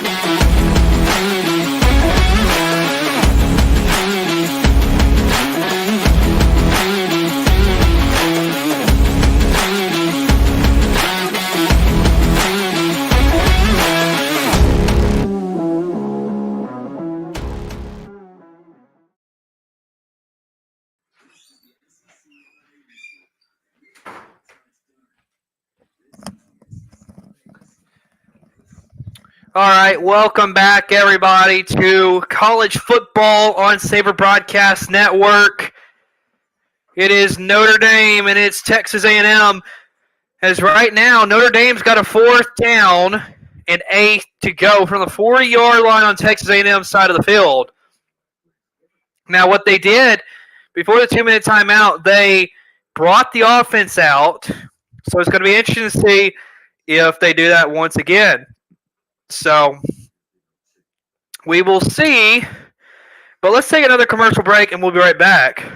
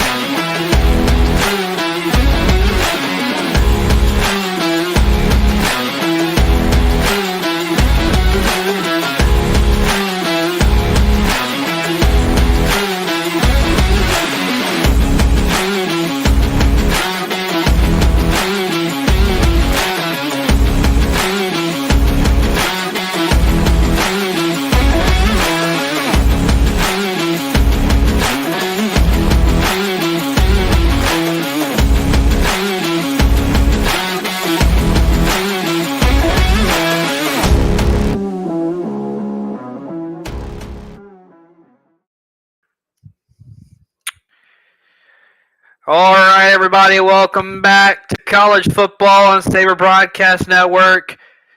We're ready to get back from the 2-minute timeout there in College Station.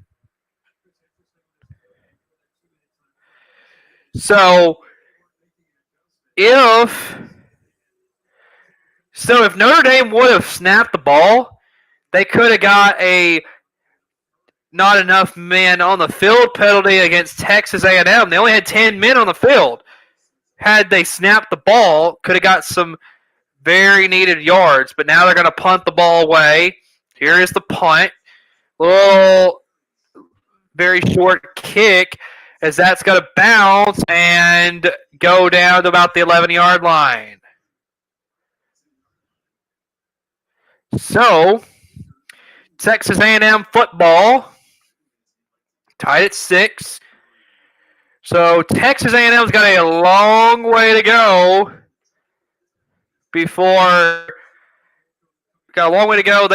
I would say both teams need to score before halftime, but especially Texas A&M just to secure a lead before the break. Wigman tonight, it's been a rough one. He's 5 of 13, 55 yards, and 1 interception. So he's got to do something on this drive.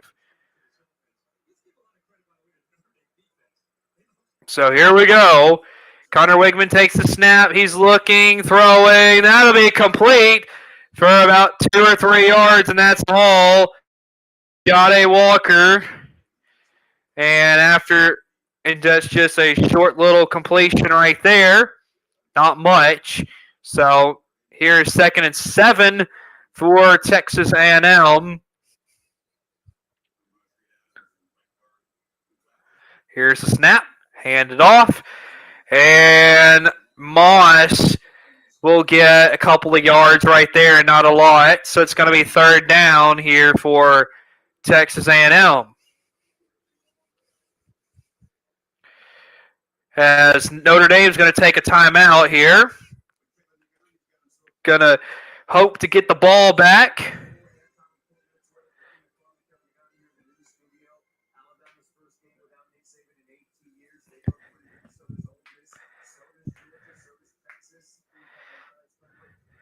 So right now they are getting ready to tell you what they're going to do at halftime. And what we're doing at halftime, well, we're going to play you the game predictions that we did this morning.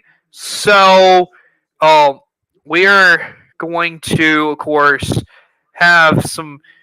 That's going to be the predictions from today. So you can kind of see where we lied where we kind of fell on those games. So that'll be fun for you. So here we go. 3rd and 5 for Texas A&M. Here we go. Connor Wigman got his running back to his left. Takes a snap. Got 4 receivers. Wigman throwing outside. That's caught. Breaks a tackle and 1st down. As that's Noah Thomas. First time calling his name for a big catch right there. So that's huge First and 10 for the Aggies. And, of course, clock is at 1:11. Wigman trying to get his offense set up from the 26-yard line. Wigman got his running back to his right. Wigman looking to throw. Going to run out of the pressure. Going to take off with it himself. And he gets about 9 yards, and he is close to that first down as A&M starting to move the ball a little bit here on this drive. So 2nd and 1 for the Aggies. Notre Dame's defense just trying to get off the field. A&M trying to go down and get a little something before halftime. It is tied at 6. Both teams have only scored on field goals. So here's the handout to Le'Veon Moss. He's going to get 2 or 3 right there, and that'll be all. As the clock goes under a minute. As the clock stops. And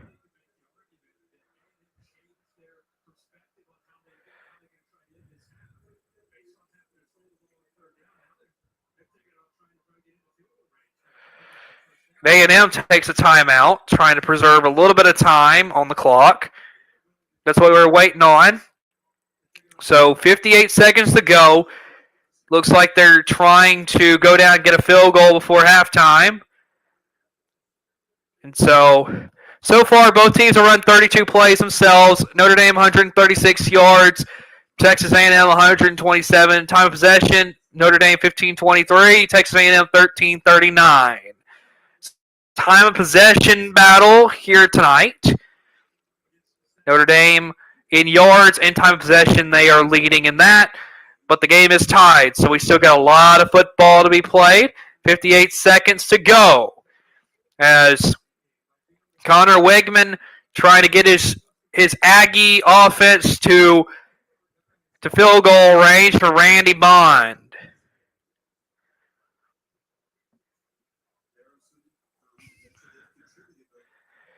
So here we go. Wigman takes a snap, looking to throw, got some pressure, deep pass, and that's way over the head of his receiver, Cyrus Allen.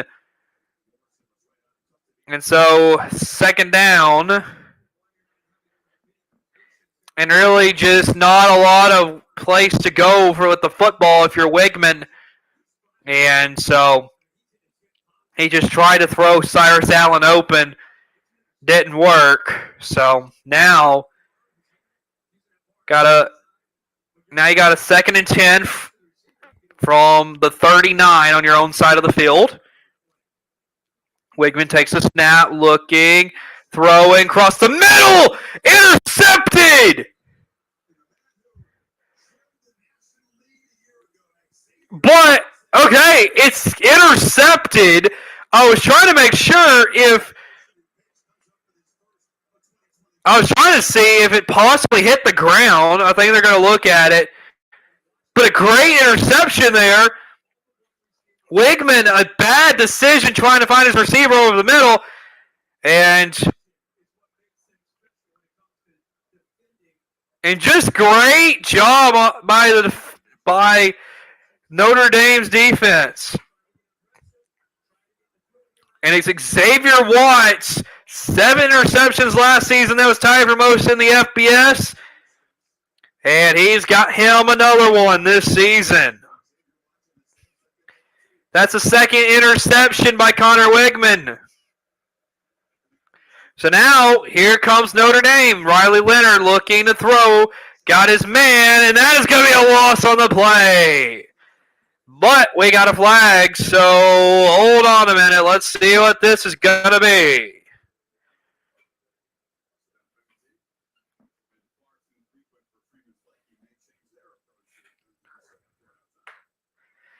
So 41 seconds till halftime. Let's see. Another holding on Notre Dame. And so now that's going to back them up even further. Just a bad penalty. I mean, you have a chance to go down and get some points before halftime.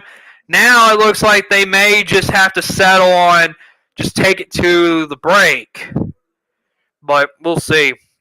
That's 7 penalties for 59 yards now for Notre Dame. Here we go. Leonard sends a man in motion. Got him running back to his right. Hands it off to Jeremiah Love, who's trying to make some moves, and he gets about 5 yards, and that's about it for Notre Dame, as the clock will just tick down, as that looks like it's going to take us to halftime. Tied at 6 apiece. Notre Dame gets the ball to begin the second half. With a tie ball game, you never know what could happen. So, tie ball game at 6 apiece. And, folks, it'll be time. It is time for halftime. So, with that being said, we're going to take a commercial break, and then it'll be time for our game predictions from earlier today.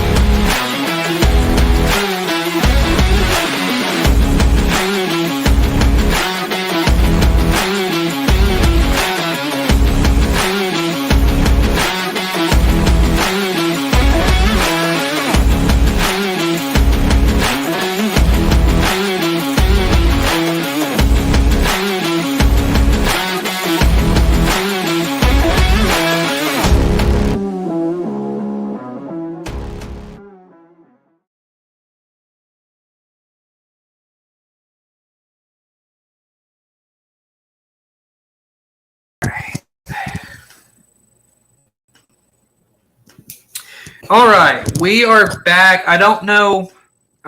Jack may come on here in a minute. I'm not sure.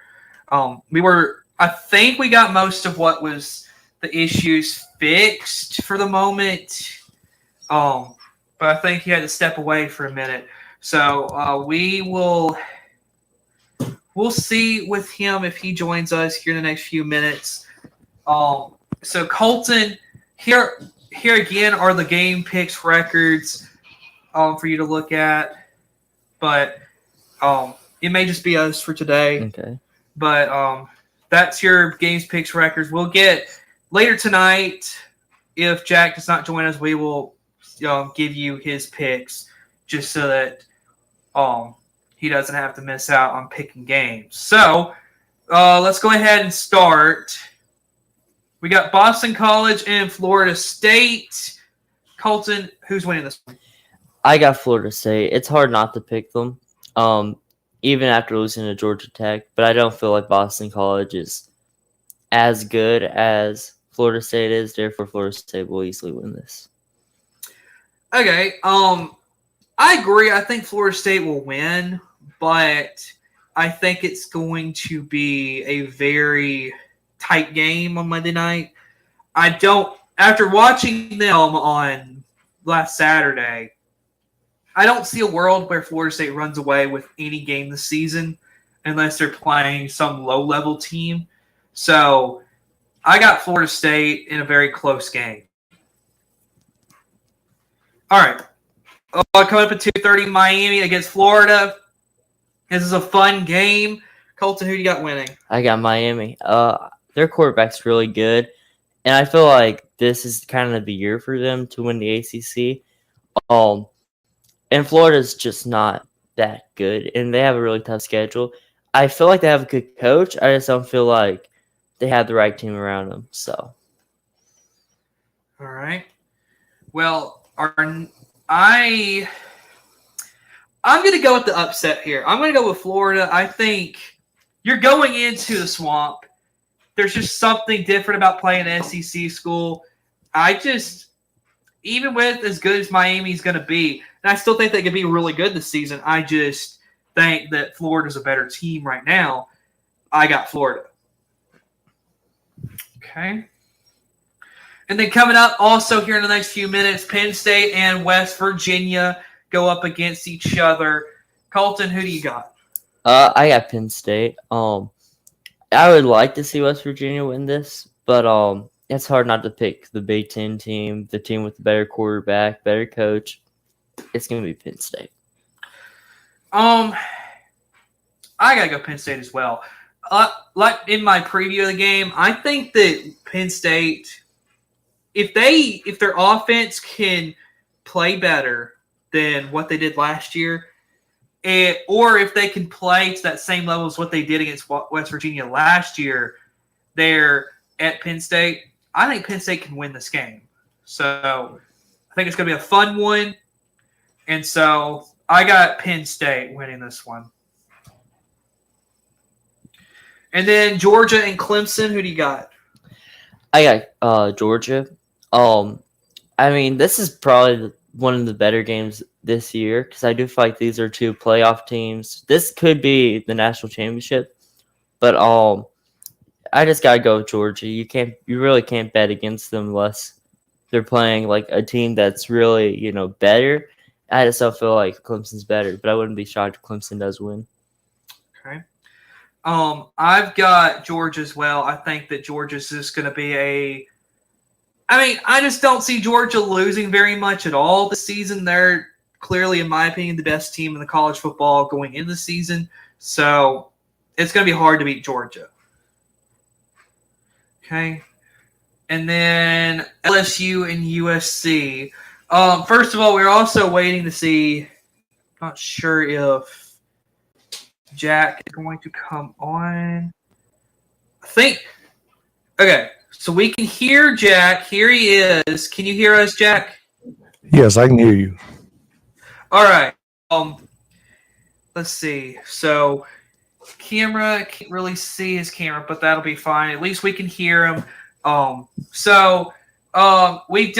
We've done a couple game picks. We haven't got into LSU USC yet, but we're gonna go back and let you pick. We got Boston College and Florida State. Who do you got? Oh, that's boring, but I go Florida State. Okay. And then Miami and Florida at 2:30 today. Well, everybody's on the Miami bandwagon thinking it can be better, but I'm going to upset Florida at home. And then Penn State, West Virginia coming up here in a few minutes.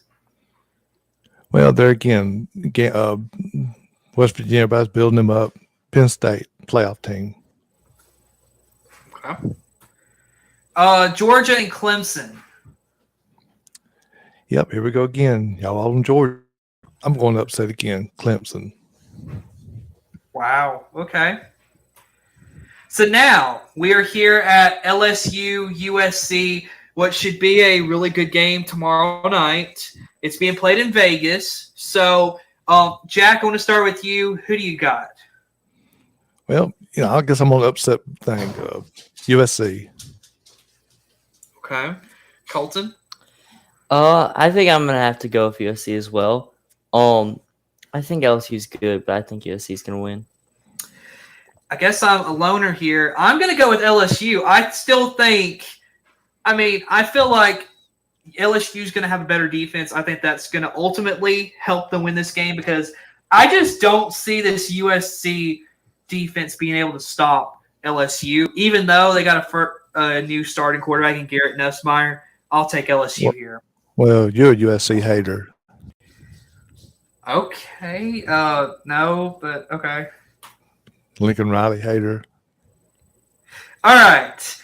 And then our final game, Notre Dame, Texas A&M, coming up later tonight. I'm going to not pick it because I'm calling the game. But Colton, you start off. Who do you got? I don't really want to pick this game, but I guess Notre Dame maybe by just maybe a field goal will win. But this is just really close game. This might be the hardest one to pick. Okay. Jack, who do you have? Yeah, I'm like Colton. It's a hard one to pick, but I'm gonna go A&M at home. Okay. So now that y'all have a little bit of an opportunity, just kind of give me, as far as the 3 games, well, the big 3 games of today: Georgia, Clemson, Miami, Florida, and then Notre Dame, Texas A&M. Just kind of give me, Jack, I'll let you start, what you think about Georgia and Clemson first off. I'm looking more toward Clemson. I mean, it's been Garrett Riley's second year, Klubnik, his second, third year playing. I don't know. Everybody's kind of been down on Clemson, and I don't know. I'm looking for the upset with them. I know their defense is going to be really good. And last time they played each other was a 10-3 game, so I'm not convinced on Georgia. Okay. So, Colton, what do you expect from this game? It's going to be good. I think it's going to be somewhere in like the 21-14 range. Like, it's not going to be like a high-scoring game, but I do think at least early it'll be some points on the board. But I agree. I think this could be like a national championship. Like, there's 2 really good teams. So I wouldn't bet against either of these teams, honestly. Okay. Oh, and then Miami and Florida. Jack, what is really some keys to the game that you see? Well, I think it's sort of Miami's quarterback, Cam Ward. It's what's he going to be like? After playing Washington State last year, coming to the ACC, SEC matchup, it should be interesting to see how he is. But Florida got their quarterback situation. What's it going to be like? But Florida needs this win bad. And they're playing at home. It's a hard place to play. Billy Napier, I think, is a really good coach. And I don't know. I see that with Florida. Okay. Colton? I feel like today's just got a lot of games where it's just like, it's really like even. I feel like both these teams have like the same stuff going for them, minus quarterback, because Miami's got a really good quarterback with a lot of questions. Florida has an okay quarterback with not as many questions. I do think by the end of the season, Florida will not be starting the same guy.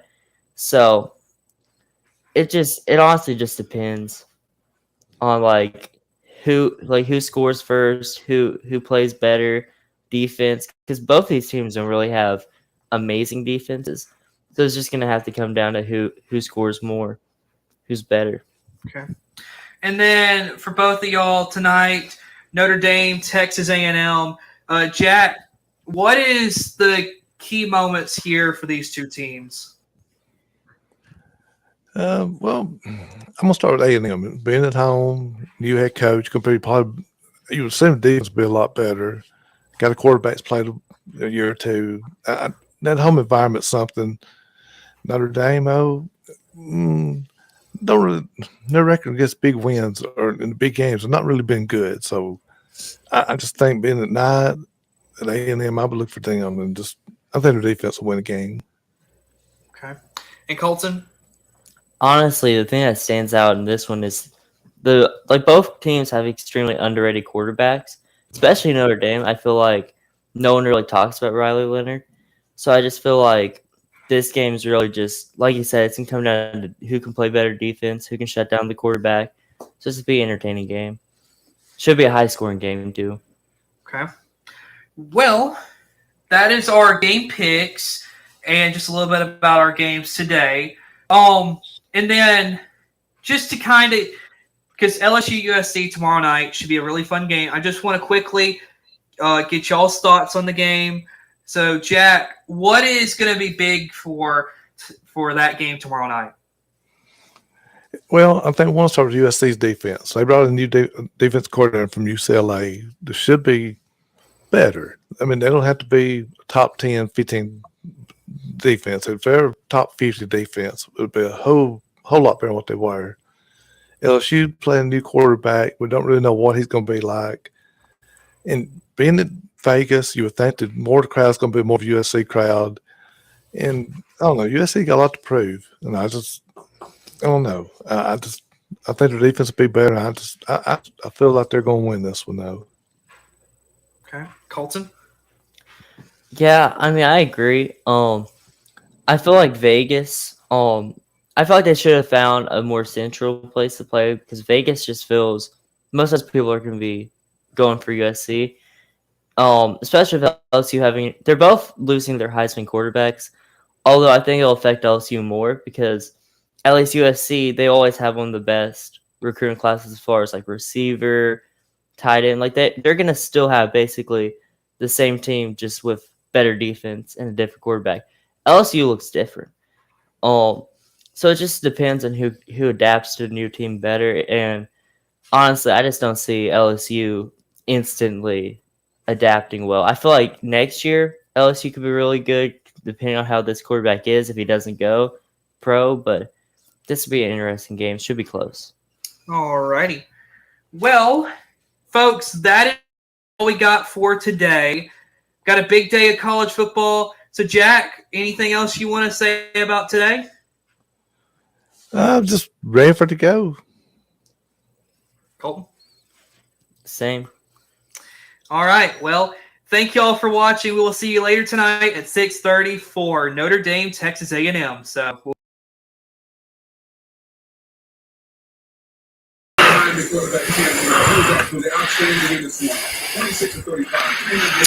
all right. So, those are the game predictions from earlier today.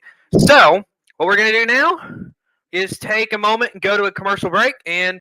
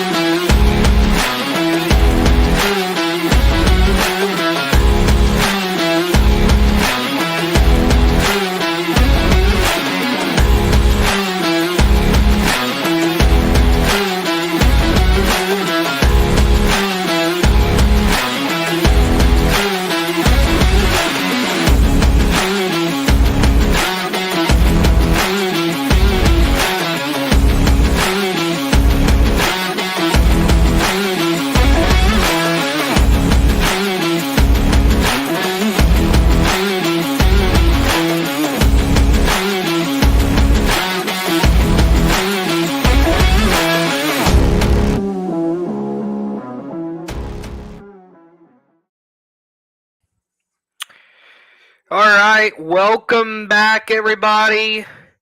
We are still at halftime. So far, what I'm going to do is pull up some stats from tonight's game to kind of get an idea of how this game is going on both sides of the field.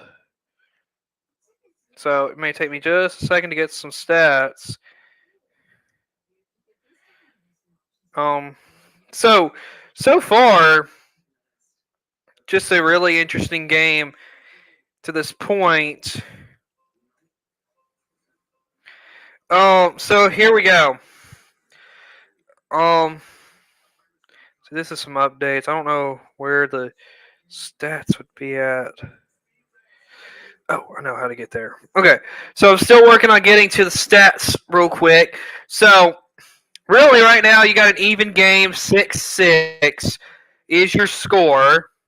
And very, very close one. But here we go. So far, when you look at some team stats, first downs, both teams got 9 first downs apiece. Notre Dame 1 of 6 on third down. Texas A&M 3 of 7. Total yards, Notre Dame 139, Texas A&M 127. Passing yards, Notre Dame 174. Texas A&M 68. And then run game, Notre Dame 65, Texas A&M 59. Penalties, Notre Dame 7 for 59, Texas A&M 4 for 40. Time of possession, Notre Dame 1609, Texas A&M 1351. So that gets you a little bit of information about how this game's going. You look at the box score, Riley Leonard 11 of 19, 70. You look at the run game, Jeremiah Love, 6 for 46. Riley Leonard, 5 for 14. And Jadarian Price, 3 for 5. Receiving, Bo Collins, 2 for 21. Jaden Thomas, 1 for 14. Chris Mitchell, 1 for 12. Jordan Faison, 2 for 12. Jaden Greathouse, 1 for 8. Jaden Harrison, 2 for 4. Jeremiah Love 1 for 3, and then Devin Ford has 1 for no yards. So that's Notre Dame and Texas A&M. Connor Wigman 7 for 17, 68 yards, 2 interceptions. Le'Veon Moss 10 carries, 33 yards. Connor Wigman 4 for 13. Amari Daniels 1 for 7. Jade Walker 1 for 6. Terry Bussey 1 for no yards. Receiving game, Cyrus Allen 2 for 28. Trey Watson 1 for 18. Jade Walker 3 for 12, and then Noah Thomas 1 for 10. So that's some stats. Again, this has been a defensive football game. Here's the question I have, and that is, which team is going to have? I mean, there's been a couple of big plays, but which team is really going to have the bigger play at the end of the day to get us to get closer and really, open this game up a little bit? That's what both of these teams are looking for, is how can they open this game up and make it where one of them can really start pulling away. So we'll see. Both teams have kind of struggled on offense, and it's been a defensive football game so far today. So a great football game so far. Let's update. Going to update our information here. Third quarter, Notre Dame's going to get the football. Texas A&M to kick it away.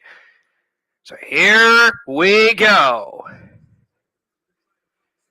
And here is the kick. And here come the Irish. As here is the return. And getting to about the 24-yard line, and that is it.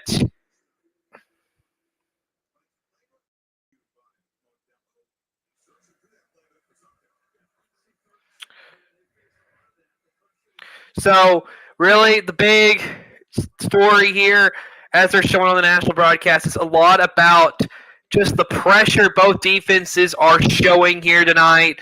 Just not allowing these quarterbacks to have any kind of leverage in this game. So, let's see what happens here. Here's Riley Leonard. He's got his running back to his right, sends him in motion. Riley Leonard all alone, looking to pass. Got his man. And that is complete for about 9 yards. That right there is number 87. That's Cooper Flanagan with the catch. It's Riley Leonard, 6 of 6, added behind line of scrimmage. But beyond line of scrimmage, he's 5 of 13 tonight. So that's by air yards. So here we go. Leonard, running back, hands it off, and just gets back to the line of scrimmage, and that's it. Jeremiah Love, great defense right there by Texas A&M. It's 3rd and 1 now. So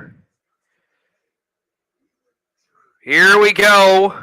1 minute in, and Notre Dame's already facing another 3rd down. Here's the quick snap. Jeremiah Love, he may. Oh my goodness, it's close. He had a couple of different opportunities, and I don't think he got there. This defense stood up and didn't allow that yard. Great job by this defense swarming in and not allowing Jeremiah Love to get that yard. And now it looks like they're going to leave the offense on the field. Very smart play here. According to ESPN Analytics, 4th and 2 or less, they want you to go for it. And I'm kind of on the same page. They really need something, so this is the time to go for it.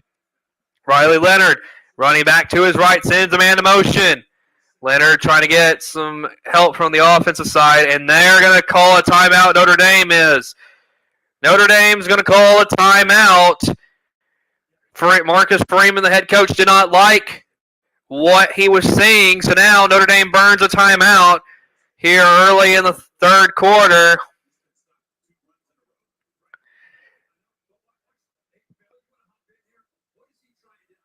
And so we're trying to figure out what he's trying to say.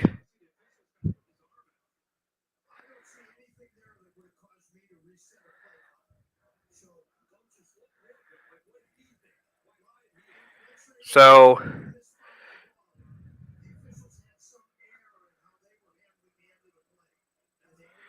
I'm not completely sure what that was, but that was a burn timeout by Notre Dame.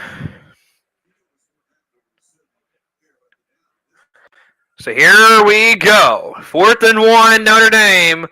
It looks like they are going to leave the offense on the field. They need to get this. Riley Leonard takes the snap. Quarterback run. He's got the first down and more. Great pickup for Riley Leonard.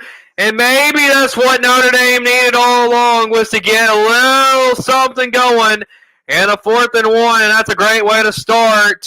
If you are Riley Leonard and this Notre Dame offense, great job by Riley Leonard. He got the 1 yard and plus a lot more. So from the 41, here's Leonard. Looking, throwing, incomplete. He was looking for his man, and that's just incomplete over the head of his receiver.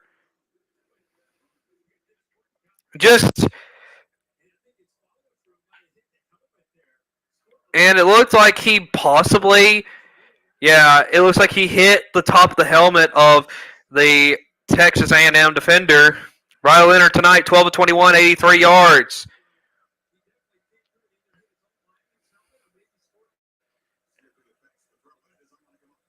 So here we go. One man to his right. Man was in motion. Here we go. Leonard, handoff. And that's going nowhere. Janarian Price behind the line of scrimmage. Nowhere to go. And Leonard, he hit the top of the helmet of Nick Scorton. So that is not, it looks like the thumb too. So that is important. I mean, not that all aren't important, but like the thumb is the most important one, and that is going to be hard to grip the football if it's in pain. So here we go. Got a man to his right from the 40-yard line. Here's a snap. 3rd and 11. Leonard stepping up. Going to take off and run with it. Leonard close to that first down line, but not quite there. It'll be 4th down from about the 49, 50-yard line. So now it looks like Marcus Freeman's going to leave the offense out again. Another 4th and 1. We'll see what they draw up this time.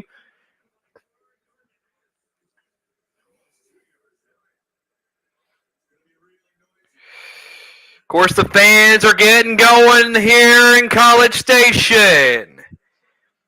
Leonard sends a man to motion. Got a running back to his right. Leonard takes a snap, another quarterback run, and can he get there? I think he may have on an extra push. And now it may come down to the chain gang to figure out where they're going to spot the ball. I think Leonard got it.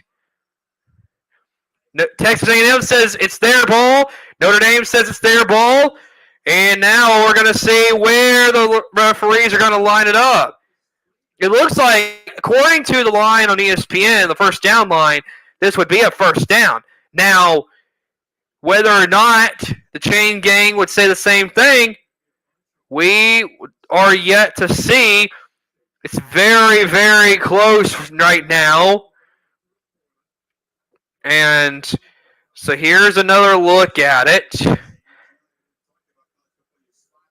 And I want to say that last push, this angle they're showing right now, you can't really tell. But I want to say that last push may have put him over. So let's see, according to where they got it lined up. They are just a hair short.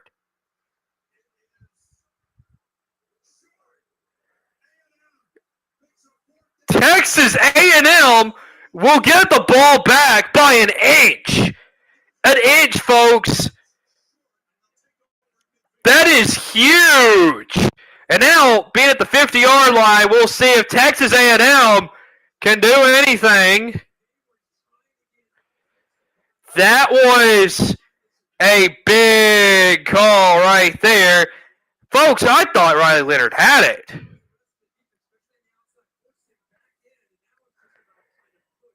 I thought he had it.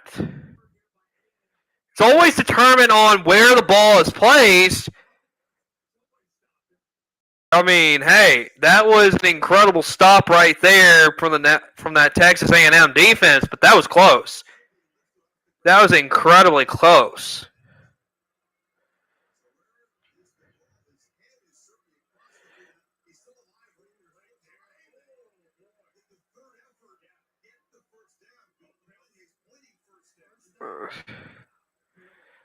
So, of course, Riley Leonard thought he had a first down. So now they're looking at this. They may review it. So they are, okay, yes, they are reviewing. The call on the field is turnover on downs. But if you look at the video, it is very close, folks. It could quite possibly be a first down, and Notre Dame keeps the ball. So what we're going to do is we're not going to say anybody's got possession right now. We'll wait and see. Here we go. Here's the call. So it's going to stand. It is Texas A&M football. Wow. Play stands. It's called Texas A&M football. And Riley Leonard, of course, does not agree with that.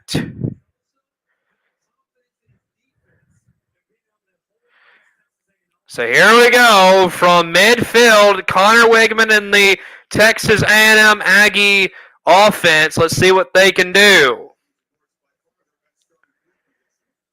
So here we go. Wigman's got a running back to his left. Going to hand it off. It's Le'Veon Moss, and he just gets back to the line of scrimmage and nothing doing after that. So going to be second down here for A&M. They definitely need something big right here. They need a score. Both teams need some kind of score of some sort. And so here we go. Wigman, second and 10, got a man to his right, which is his running back, Le'Veon Moss. He's got two receivers to the top. So here we go. Wigman throwing. That's caught. Johnny Walker, first down, Texas A&M. And a great job right there as Texas A&M starting to drive down the field a little bit. Just what they need. So here we go. Wigman's 8 for 18. Le'Veon Moss with the carry. He gets about a yard, and that is about it for him. Second and 9 for the Aggies.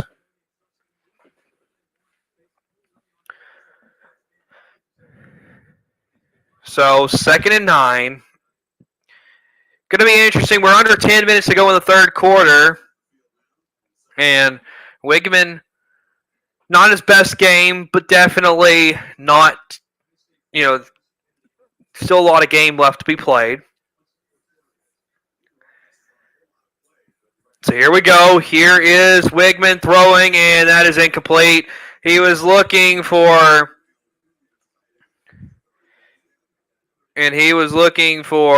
Shane Calhoun, his tight end. Third and 9 here for A&M, and they still got a long way to go. They got to have something positive. Be big to get something positive here if you are Texas A&M.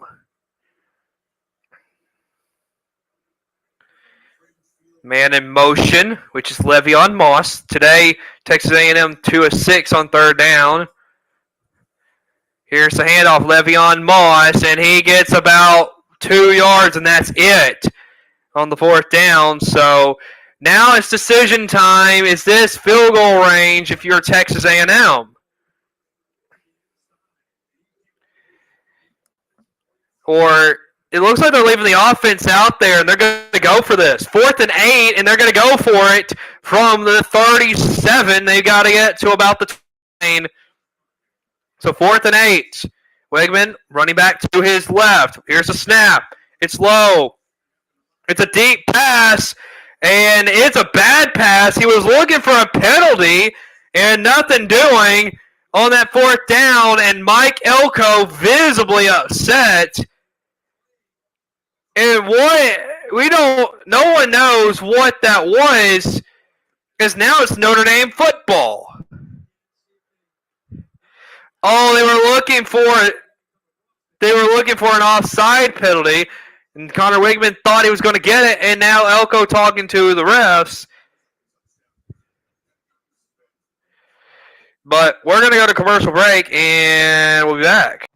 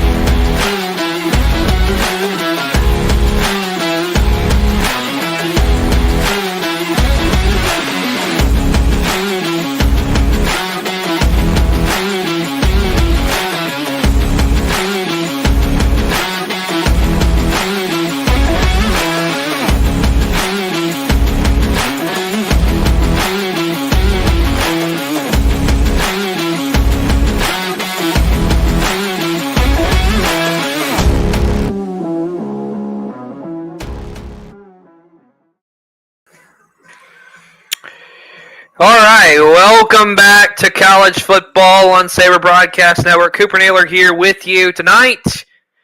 And, of course, having a great game here. Very defensive type of game. So we are getting set for what looks like Notre Dame going to have the football again.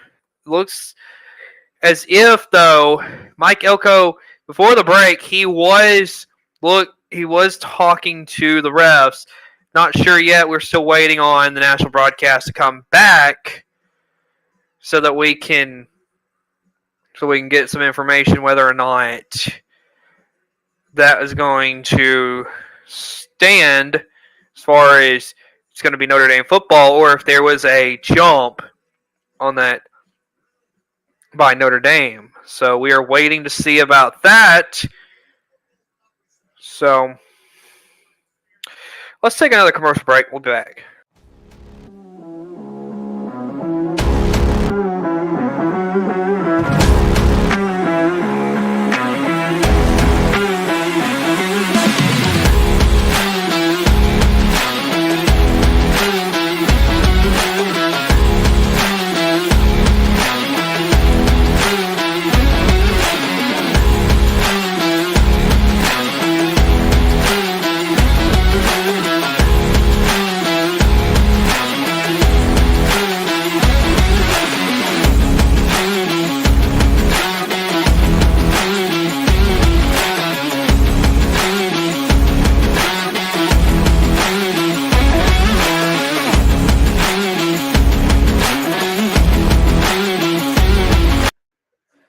All right, here we go. It's a bad snap, and Riley Leonard makes a positive play out of it. And so up to the 40-yard line is Notre Dame. So welcome back as Notre Dame does get the football back. And it was a fumble on the snap, Riley Leonard, and somehow makes a positive play out of it. So good job by him.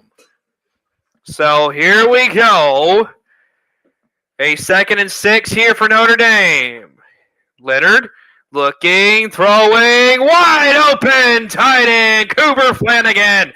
First down, Notre Dame. As they are searching for their first lead of the ball game.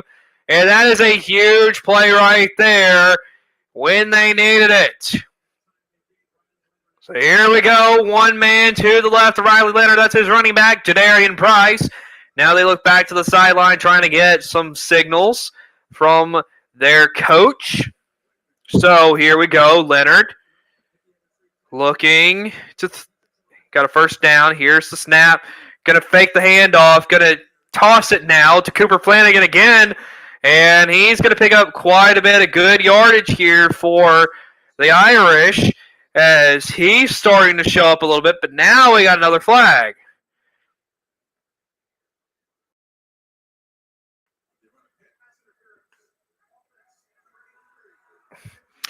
And that is an offensive pass interference on Jaden Thomas. So he was blocking for Cooper Flanagan.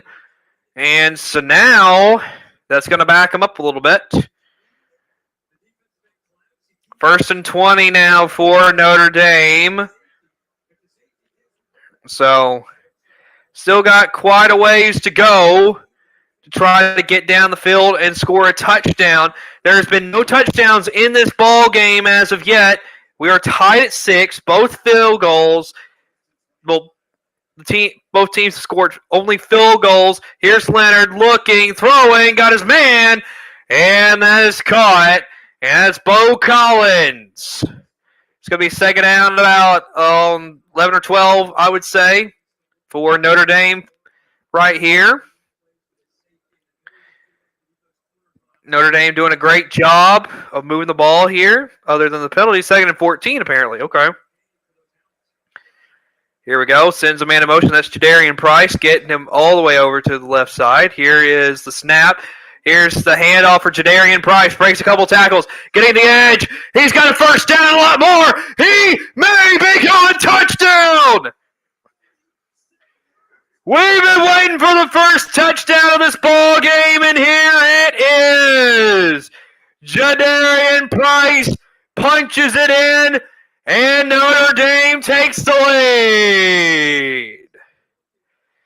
And this is a beautiful run from Jadarian Price as he just breaks some tackles, and after he gets around the edge and onto the sidelines, he's gone. Jadarian Price, touchdown, Notre Dame, 4 plays, 63 yards. 2 minutes, 5 seconds taken off the clock. And Notre Dame has the lead for the first time tonight as that extra point is good. 13-6 is the score here right now, as that is a huge run for Jadarian Price. First touchdown of the game for either team. Huge, as I said. And so 13-6 is our score right now. Let's take a break and we'll be back.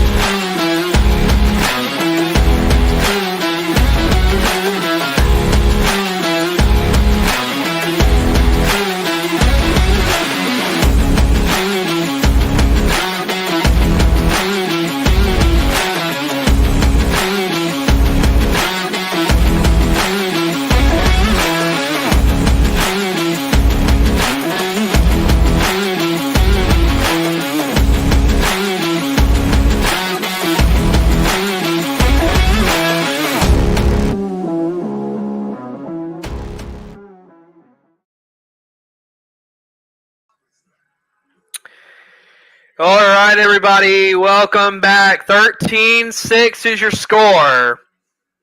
Notre Dame gets a long touchdown run from Jadarian Price.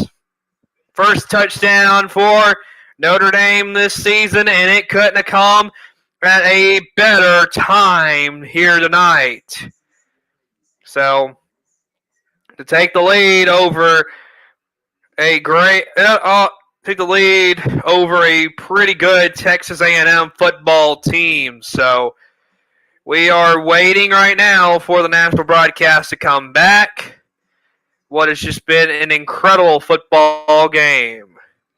So let's get you an update about what is going on around the country right now. Just now, Georgia State putting in a field goal, but they're still down 22 points as they are down 28-6. A little bit of a shocker of sorts. Houston is being shut out at home 24-0 right now to UNLV. So that's going on. Alabama, last we've seen, they're at commercial, but they look to still be up 56-0 right now in Tuscaloosa, Alabama. And so, of course, the other game, which is Oregon and Idaho, they're still at commercial, so we're not completely sure how that game stands. So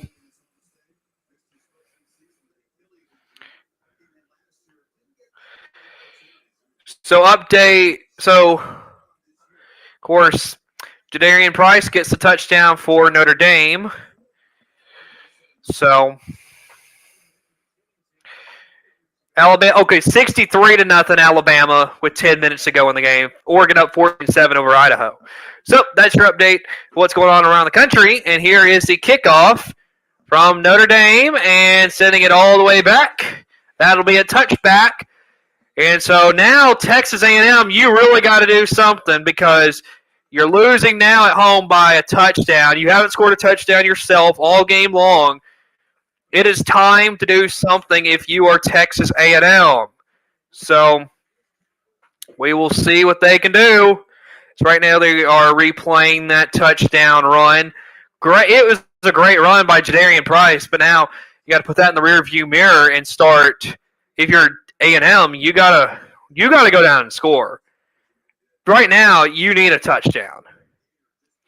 So here we go. Connor Wigman's got his running back, Le'Veon Moss, who's going to take it and get about 4 yards, but after that, nothing else.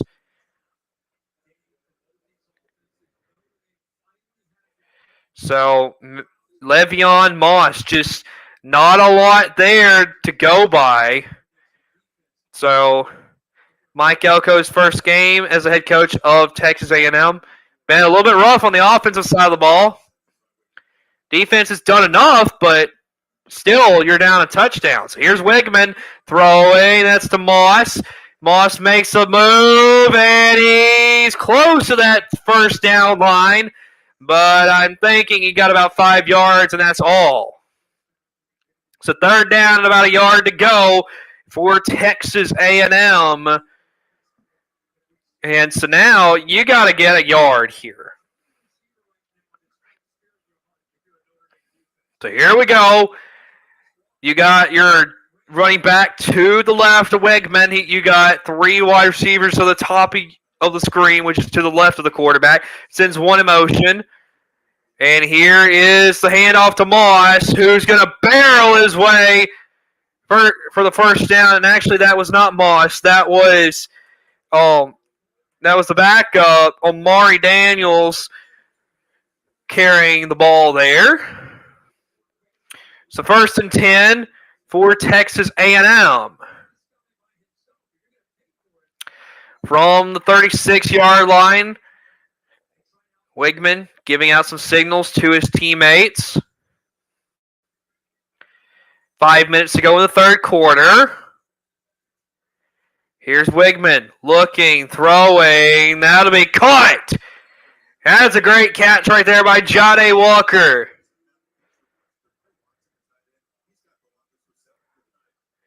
So that's a huge catch. It's going to be second down now for Texas A&M. 3 yards to go. 4.5 minutes to go in the third quarter. Wigman got his running back to his right. He's got, I believe, 4 receivers. And here is the run. Amari Daniels, first down, and getting near midfield for Texas A&M. The clock keeps on rolling. Down a touchdown is Texas A&M. And so now, moving with a little bit of tempo, not a whole lot, but 3 receivers out wide. He's got his running back to his right. So here we go. Wigman still waiting to snap the ball. Gets it off. Now to Amari Daniels, and he's going to get back to the line of scrimmage, and that's it. Nothing else for Amari Daniels. It's going to be second down and 10 here for Texas A&M. Just again, not a lot doing if you are Texas A&M. So here we go. Connor Wigman, he's 10 of 22 tonight, 91 yards, 2 interceptions. So Wigman takes the snap, hands it off, and again, just get back to the line of scrimmage, and that's it. That's E.J. Smith with the carry, so it's going to be third down. And this A&M team they look defeated out there, if I'm going to be honest. They just truly look defeated right now, like they don't belong on the field with Notre Dame. That touchdown, I think, really shifted the momentum all the way to Notre Dame's side, and it just feels like that Texas A&M just does not have any momentum whatsoever. So here's Wigman looking, going to take off and run with it himself, and he gets about 5 yards, and that's it.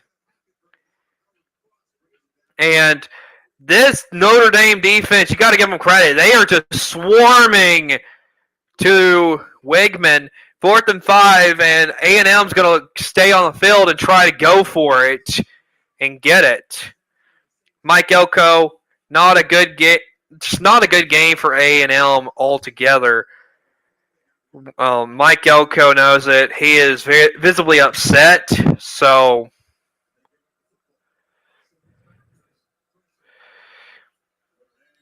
and it looks like a flag on the play.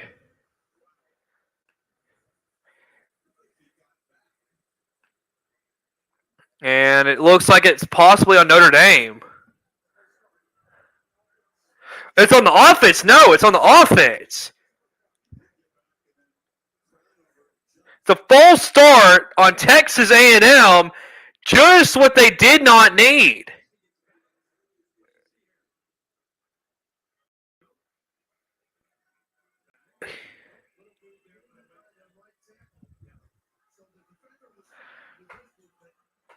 And the defender did a great job of spying and just causing the right tackle to slightly move. But there's the punt. And that's going to go to the end zone as Notre Dame will get the ball back to a visibly upset fan base of Texas A&M. They're watching their team down 7. So it is definitely not the type of game that they thought they were going to be playing tonight.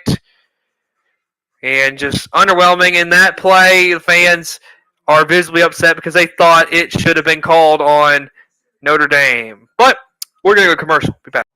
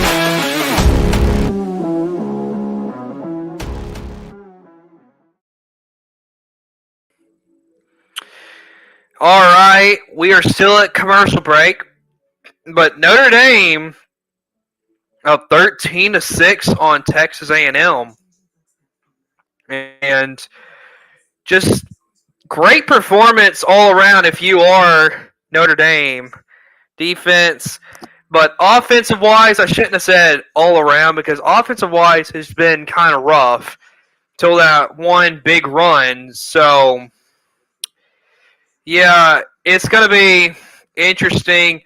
Both teams just playing each other's best both teams are playing incredible defense, and I think that's just caused both of these offenses to play poor games. So one thing, though, that this shows is that these teams are pretty evenly matched when you think about it. And so we will, of course, see what happens the rest of the season. But question being now, could either one of these teams, of course, we're not going to go there because I was about to start making some analogies about the playoff, but the playoff's still a long time away, so we're not going to go there yet. We'll wait till about halfway through the season, then we'll be able to tell how these teams are doing. But yet, waiting on the national broadcast to come back from commercial. But it does seem like that touchdown took the wind out of the sails of this fan base here in College Station. I mean, they're just dead now.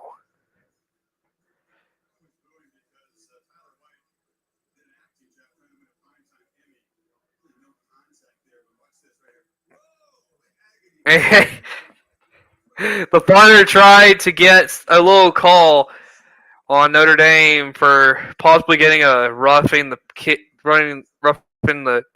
kicker kind of deal, but not successful. 1 minute to go in the third quarter. Here's Riley Leonard taking off with it, and a pretty good run right there. And so 7 yards right there for Riley Leonard. And tonight's attendance, 107,315. That's the fourth largest in Kyle Field history. So here we go. Riley Leonard sends a man in motion. Here's Leonard looking to throw that one. Nearly picked off. Lee the third nearly had a huge play in this game that could have helped Texas A&M, and instead it's going to be 3rd and 3 for Notre Dame as Leonard was looking for Jaden Thomas, and Lee nearly cut the route and got the ball and possibly could have changed the trajectory of this game. But here we go, 3rd and 3, Riley Leonard all alone in the backfield. Tonight Notre Dame is not good at all on third downs. But here we go, Leonard looking, throwing. He got hit, and a little shocking that there was no roughing the passer call, and Texas A&M gets off the field. So the defense is still here to play, but the offense is going to have to get going. Kind of shocking that there's no roughing the passer, maybe. That was a hard hit. Stewart with the hit for A&M. And now, here is a punt as Texas A&M is going to get the ball back. That punt is away. And that one is returnable. And he'll get to about the 35, Bussy will, and that is about it. So now Texas A&M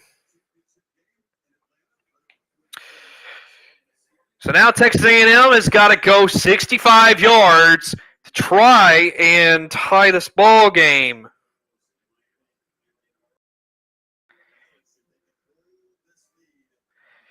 So 13-6, Notre Dame with the lead. In our SBN poll, it is 8 against 15. Notre Dame's 8. Texas A&M is 15. So here we go. Here's the snap. Wigman hands it off to Moss. And Moss barreling his way, first down. Texas A&M. And that is a great run, as that's probably going to be the last play for the third quarter. Or actually, it looks like they're going to stay on the field and try to run another play. Here is Wigman stepping around, going to run, get some yards himself, and get out of bounds. 4 seconds to go, so they'll have to run one more. Nope, they're not going to run another play. Clock runs, And that is it for the third quarter. Third quarter is over. Notre Dame up 13-6. And so Texas A&M, they need a touchdown to tie the game, and that would be huge. But Notre Dame, can they get another stop, and can they end up winning this game? You will see when we return.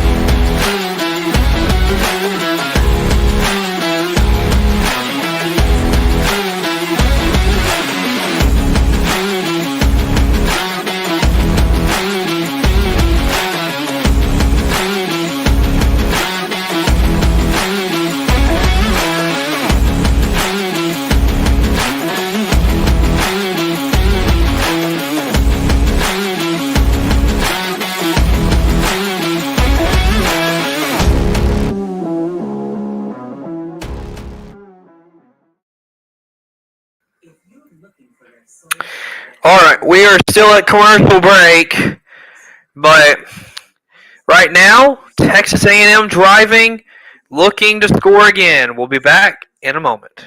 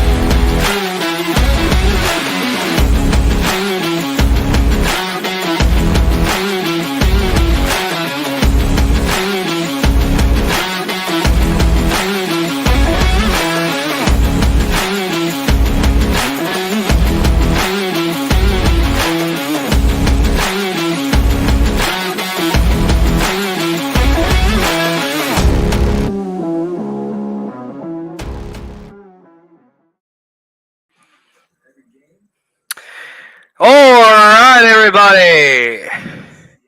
It is about time for the fourth quarter in College Station. 13-6 is your score. So, of course, right now we have a minute update on what's going on around the country. Houston finally gets on the board. They are down 27-7. Alabama's still up 63-0 as they look to score again. Georgia Tech up 28-12, and Oregon only up 17-14. So that's what's going on around the country. Alabama now has a 4th and 1, so they'll probably have to kick a field goal here. So that's interesting. UNLV and Houston's only got they're under a minute, so that game's almost over. Oregon just trying to hang on, and third quarter's almost over for Georgia Tech. And here is a run for Le'Veon Moss. First down and a lot more as he's getting pushed by the pile down to about the 38, 39-yard line. So here we go. Le'Veon Moss, 16 carries, 58 yards for him. And so here's Connor Wigman. He is the quarterback out there. 40-yard line is where A&M will start on this on right here. 1st and 10. Here is Wigman looking, throwing, and that is incomplete. He was looking for Le'Veon Moss. There's been a bunch of that where Wigman tries to get it to his receivers, and they just cannot catch the ball tonight.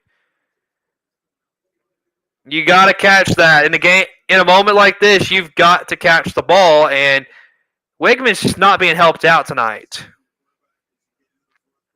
So, clock is stopped at 14-19.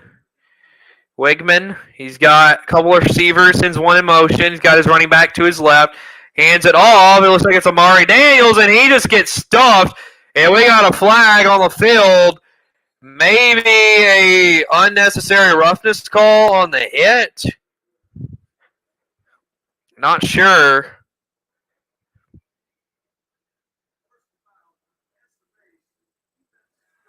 It's a hand to the face on the defense, so that is a big call, as that will give, it looks like, an automatic first down for Texas A&M. So that is huge for them. Texas A&M trying to score a touchdown. They need it. That's the 9th penalty for 89 yards for Notre Dame. Texas A&M is 5 for 45. So here we go. First down, under 14 minutes to go. Wigman looking, incomplete.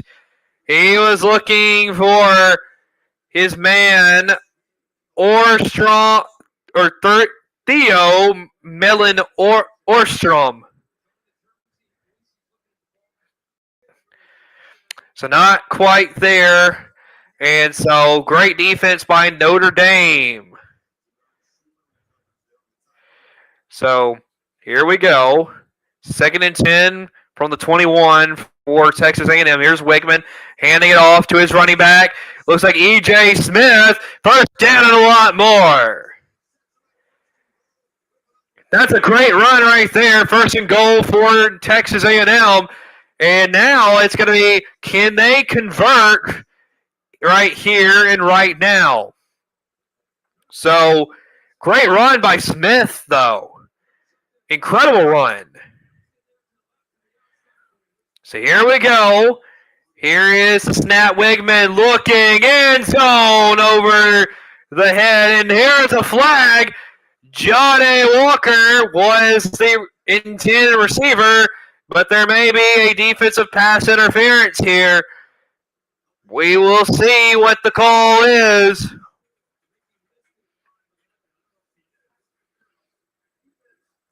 And it's a defensive pass interference, as Notre Dame potentially could allow a touchdown here. Who knows? 13-6 is your score. This is a very close ball game. You could argue that it's a little bit of hand fighting for both sides. Maybe just as well just to not call it. But 1st and goal again. Here is the pitch. And Smith is dropped behind the line of scrimmage. Great defense by Notre Dame. 2nd and goal. And now it's almost like you got to get it if you're Texas A&M. You've got to get it here. This is a crucial point in the game, because if Notre Dame gets it, they could potentially just run it down your throat and take off a lot of time off of that clock and score again. So you need a touchdown here if you are Texas A&M. So here we go. 2 men in the backfield with Wigman. He sends one to motion. Wigman, design quarterback run, looking to run. He's not going to get there. 3rd and goal. From about the 1 or 2 yard line right there. So now, I mean, you have to imagine that this is, you know, 2 down territory if you are A&M. You're definitely, if you don't get the touchdown on 3rd down, you're definitely going to go for it on 4th down. Plus, it would make a very difficult situation for Notre Dame having to drive the length of the field. So here we go from the 1. Texas A&M's got his running back behind him. Handoff. Moss. Did he get in? He is. Texas A&M has answered the call. They score. It is now 13-12. And Le'Veon Moss, 1 yard touchdown run. That is huge for Texas A&M. Now you got to get this extra point to go up. To tie the game. I'm sorry. Randy Bond, the kicker. Snap good, and here's a kick, and it is up and good. We are tied once again. Right here in College Station, Texas. We are watching a great football game here this evening, everybody. Texas A&M, you've tied the ball game. Let's go to a commercial break, and we will see you on the other side.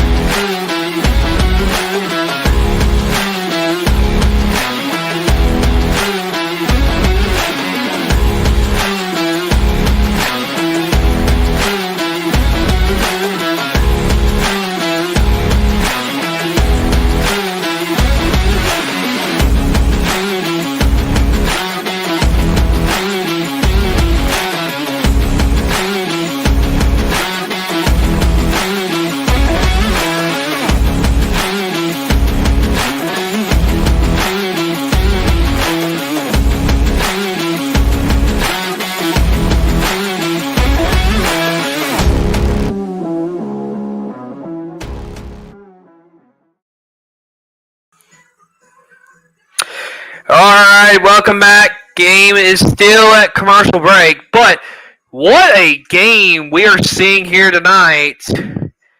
So, Notre Dame, now it's their turn. They got to go down and score to take this lead back. But you would think you want a touchdown here if you are Notre Dame more than anything. And with the way that this game's been, there's a potential one touchdown could in this if you are Notre Dame. So we will see what Notre Dame does on the other side.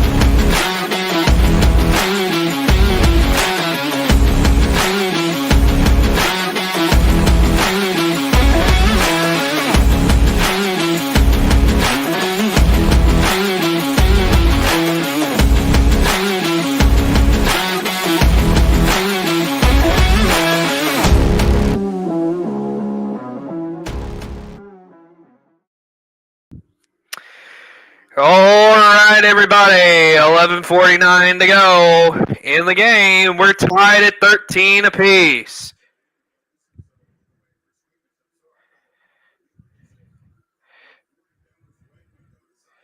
And just a great football game here tonight. Very defensive football you are seeing.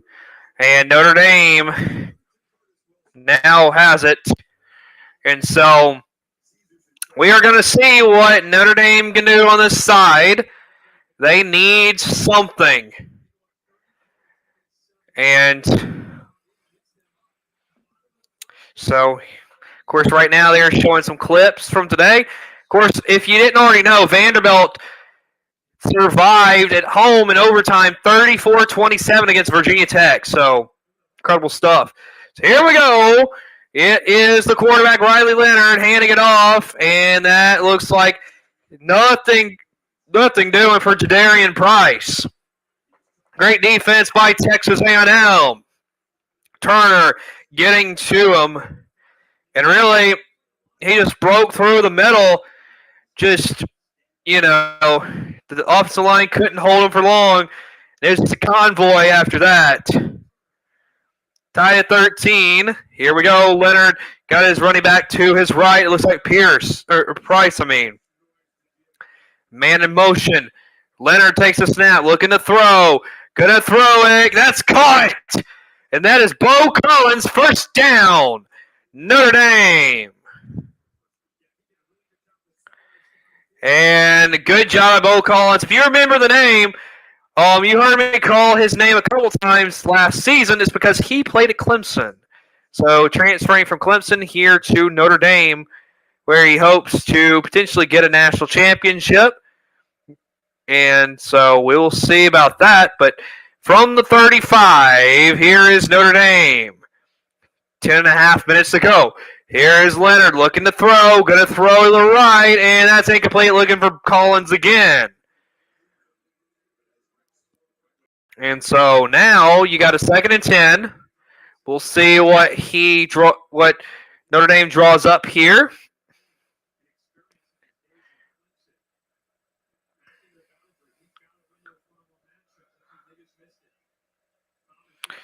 So here we go. Crowd getting loud there in College Station. Here's the snap. Here's the handoff to Price. Price gonna lose some yards. 3 or 4 is what he's gonna lose. And now it's gonna be 3rd down and long for Notre Dame. They definitely need to get something going now because they are way backed up. And in a game like this, you've got to try to get something on the board here. Whether it's a field goal or a touchdown, if you're Notre Dame, you got to have it. 3rd and 13, 10-11 to go in the game. You're on the road, and now you got an injured player for Texas A&M. Maybe some cramping right there. It is hot and humid there in College Station here tonight. I believe they said it's like 80 degrees right now, so definitely some cramping going on right now for him.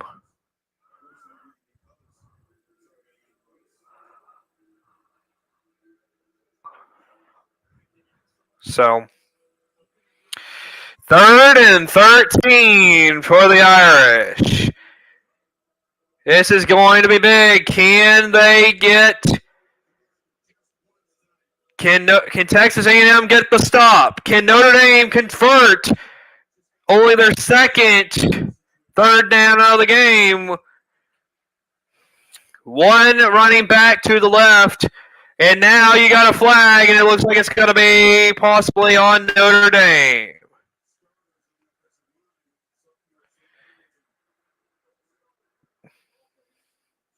It is. It's a false start against that offensive line of Notre Dame. That is not a good sign. Now you got like 3rd and 18, and this is going to be a long way to go if you are Notre Dame. That's 11 penalties for 99 yards if you are the Irish tonight.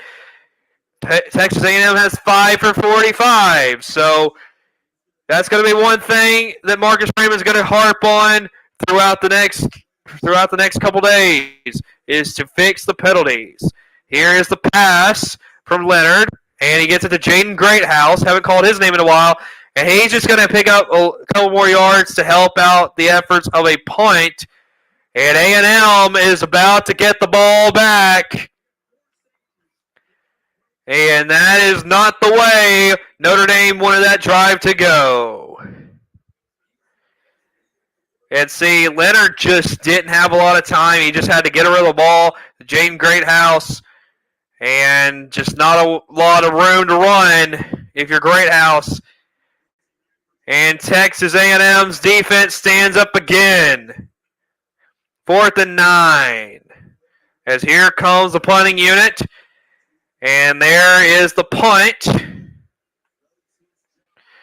And they're just going to let this one bounce. And so, about the 15 is where Texas A&M will take over and get ready to drive down the field once again. As we're going to take you to a commercial break. We'll see you on the other side.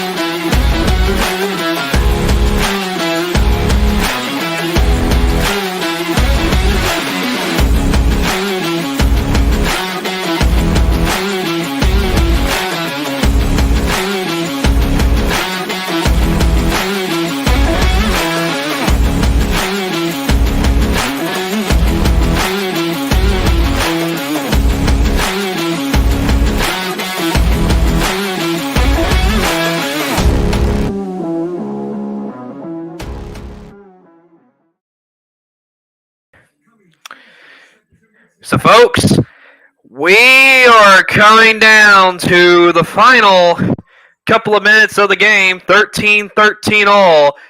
If Texas A&M were to win this game, it would be an amazing win for simply 2 picks thrown from Connor Wigman to no turnovers whatsoever from Notre Dame, and yet Texas A&M could potentially find a way to win this game. That could be huge for the morale of that Texas A&M team, knowing that, yes, we made a lot of mistakes, but we found a way to win. Be back.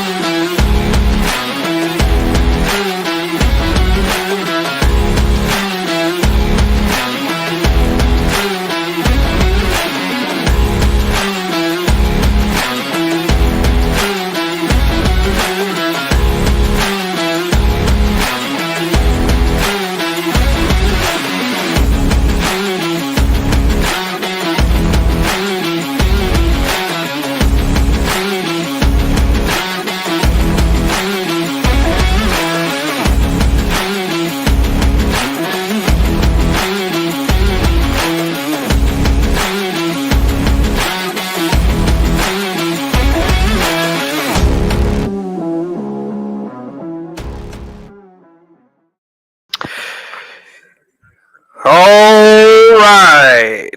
So an update on around the country. Michigan takes a lead of 30-10 over Fresno State with 2 minutes left in that game. So that's a little update of what's going on around the country.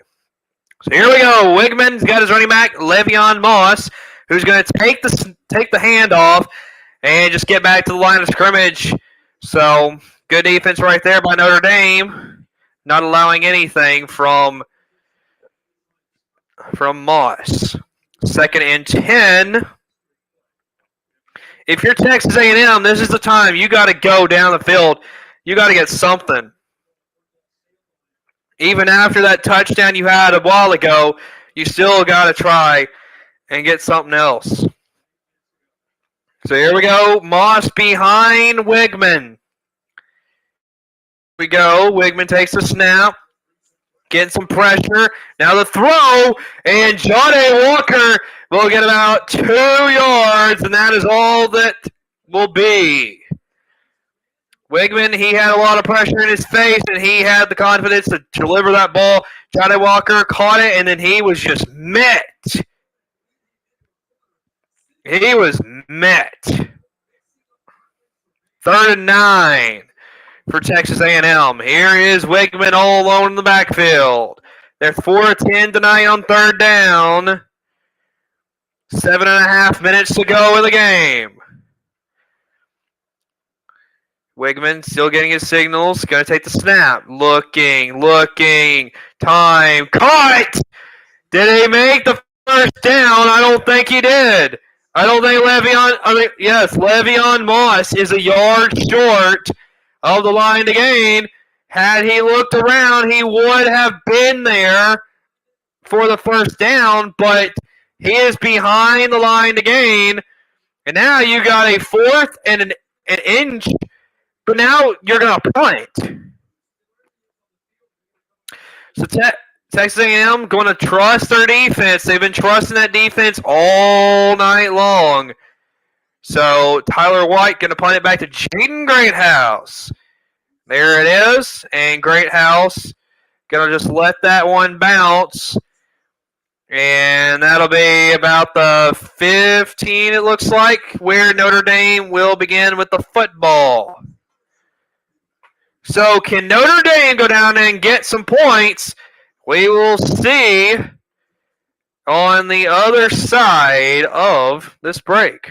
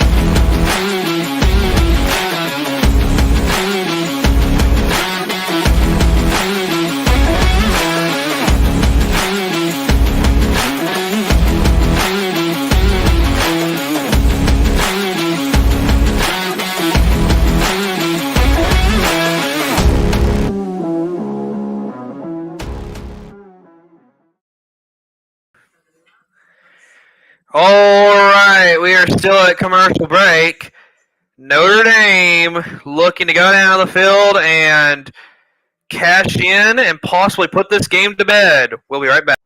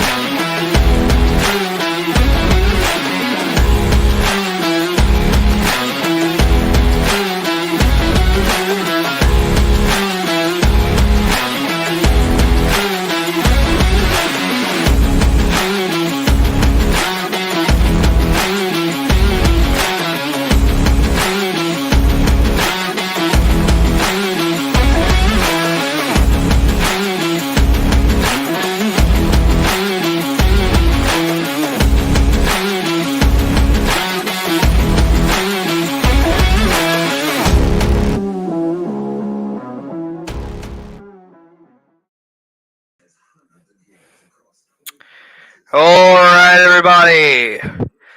We are getting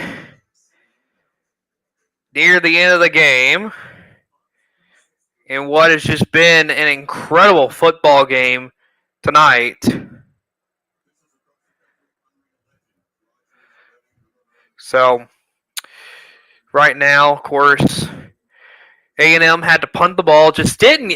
I mean, again, the drive could have continued had Le'Veon Moss knew where he was on the field, but since he didn't, now Notre Dame's going to drive. So here we go. As here's Riley Leonard handing it off. No, he takes it himself, and he gets a few yards, and more than a few yards. He gets on 9, and it looks like he's close to a first down. And so 2nd and 1 for Notre Dame. Really, I think what Notre Dame's probably going to try to do is just run as much of that clock. You got under 6 minutes to go now, so if you run as much of this clock and just go down and score, then that's going to make it very difficult on Texas A&M. As there's a handoff to the running back, and he's dropped behind the line.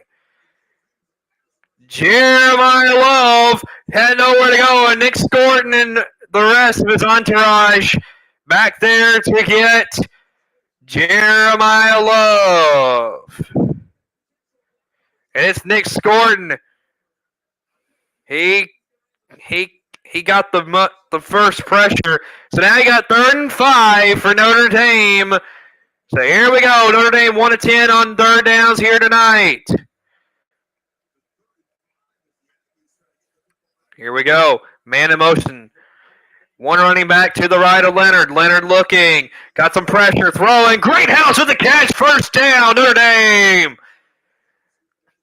That is a big first down for Notre Dame, as that's only the 2nd time they converted on a 3rd down tonight. Big first down if you're Jaden Greathouse. Hadn't called his name very much tonight, but here in this 4th quarter, we're hearing his name quite a bit. 4.5 minutes to go in the 4th quarter. Riley Leonard got his running back to his right. Leonard takes the snap. Looking, throwing, that'll be caught! Bo Collins! First down, Notre Dame! What a catch! And it is a beauty! He got his foot down in bounds, and man, Bo Collins at the 49, and now they're going to look.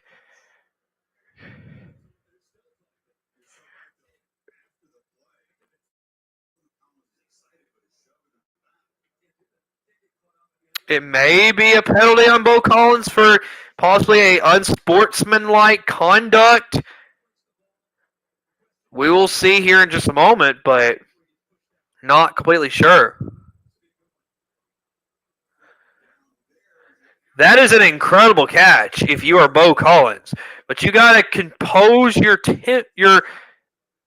compose yourself enough to know not to go berserk.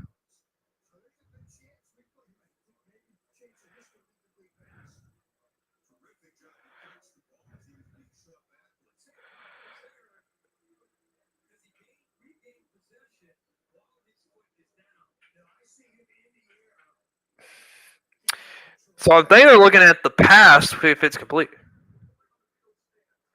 All right, so the ruling on the field stands. It is a first down and a catch for Bo Collins. So 4:15 to go, and Notre Dame is at the 49, looking to drive and get into Texas A&M's side of the field. So this is huge.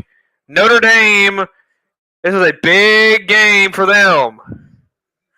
Big game for both teams, but this could change a narrative about Notre Dame can't win the big game. Riley Leonard all alone in the backfield. Here he goes, design quarterback run. He's going to get the edge. First down, Notre Dame. Every first down is huge, and it just keeps bleeding that clock. If you're Texas A&M, I think they're going to wait for that 2-minute timeout, and then they would start using their timeouts after that. I would imagine is the play if you are Texas A&M. Riley Leonard, 12 carries, 62 yards here tonight. 3.5 minutes to go as that clock keeps bleeding down. Here we go. Here's the snap, handoff. Jeremiah Love breaks some tackles. First down and more. Down to about the 22. Notre Dame looking incredibly strong on this drive. In this Texas A&M defense, you can tell they are exhausted. They've been on the field for a long time, and Notre Dame is just grinding this game out. Notre Dame offensive line, 6 combined career starts entering tonight. So that's not a lot of experience for that Notre Dame offensive line that normally has a lot of experience. But just some new guys on that offensive line. Running back to the right of Leonard. It's going to be a handoff, Jeremiah Love, and he's going to get about a yard, and that'll be all. So that'll probably, it's going to be a second down. Most likely Notre Dame may just be content to take this to the 2-minute timeout. So this is huge for Notre Dame. If they scored, then that does not leave a whole lot of time for Texas A&M to have to go down and answer this. Marcus Freeman having himself a great second half. And 2 minutes to go, everybody. 2 minutes to go. We'll be back.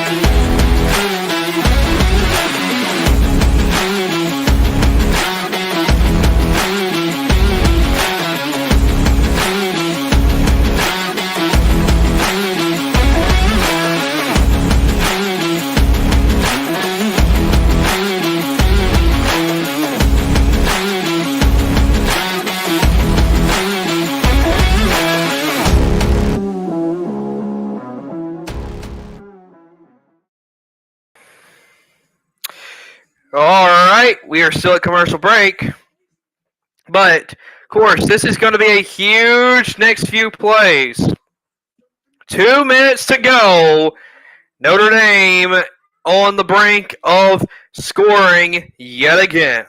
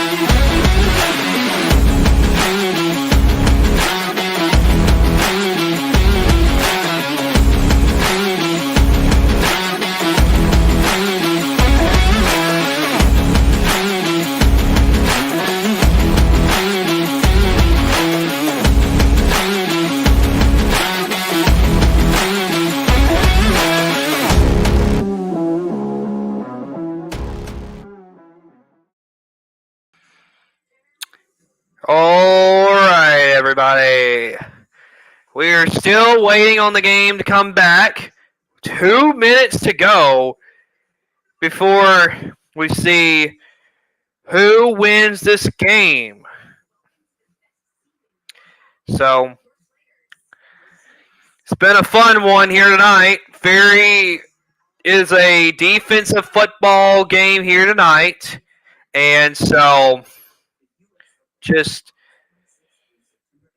you could tell, though, the second half has been a Notre Dame dominant kind of game in the second half, I would say. So, here we go. Can Notre Dame punch it in here and get 6? We will see. Of course, right now they're showing Riley Leonard's parents. 2nd and 9. Riley Leonard, 18 of 30, 158 yards here tonight. So here we go. Riley Leonard takes a snap, hands it off. Here is Jeremiah Love, breaking through, touchdown, Notre Dame! The Irish punch it in from 21 yards out. That is huge. And now if you are Texas A&M, you have got to go and score in 1 minute and 50 seconds.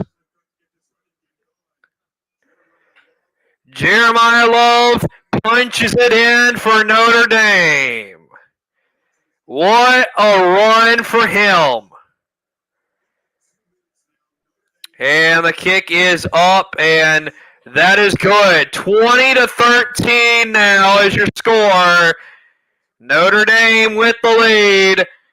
And you could just tell this Texas A&M defense was just exhausted here. Throughout the game, they've been able to tackle with high efficiency, and then now with how tired the defense is, Jeremiah Love is able to break free and score a touchdown to put Notre Dame in the lead. That was an incredible run. And Notre Dame with a 7-point lead.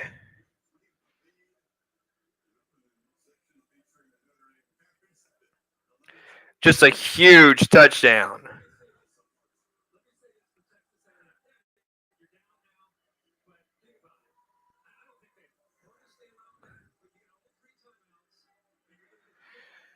So you got 1 minute 54, 3 timeouts if you're Texas A&M. You got to go a long way to go get a touchdown, and with how your offense has been playing tonight, this is going to be a tough task if you are Texas A&M. But here we go. We are about to see what this offense can do.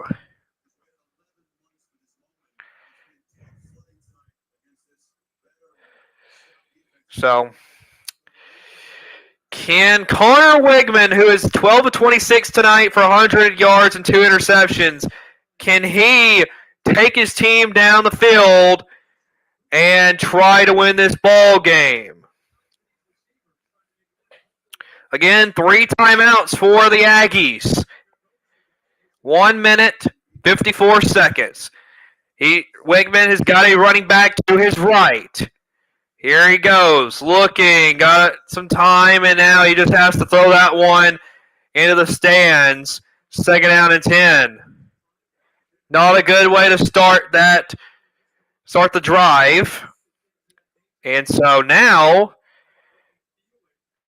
that is going to be 2nd and 10.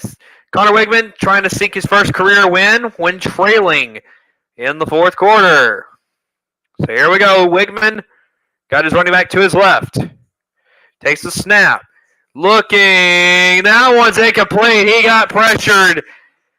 And that's going to be 3rd down. And now this is going to be 2 down territory.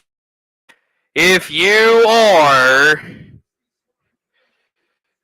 truly are wondering how this is going to go, we're about to see 2 more downs to see if Texas A&M is going to go and score or if Notre Dame is going to win this ball game.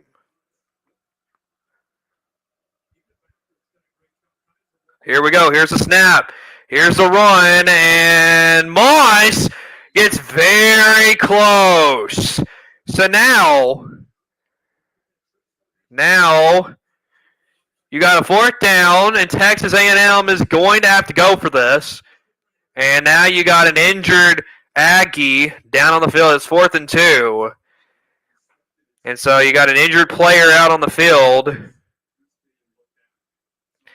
Texas A&M took a timeout here. So both teams have 2 timeouts apiece. Minute 37 to go. 4th and 2 for Texas A&M. And Notre Dame with the 7-point lead. You look at the top 25. Georgia got the 34-3 win over Clemson today. Ohio State taking care of business 52-6. Oregon 24-14. That is an update. They beat Idaho. Texas beats Colorado State 52-0. Alabama takes care of Western Kentucky 63-0. Ole Miss takes care of Furman 76-0. Penn State beats West Virginia 34-12. Michigan beats Fresno State 30-10. Of course, Florida State plays Monday night, and you got Notre Dame here. So that is according to the AP poll, who is the top 10 teams in the country.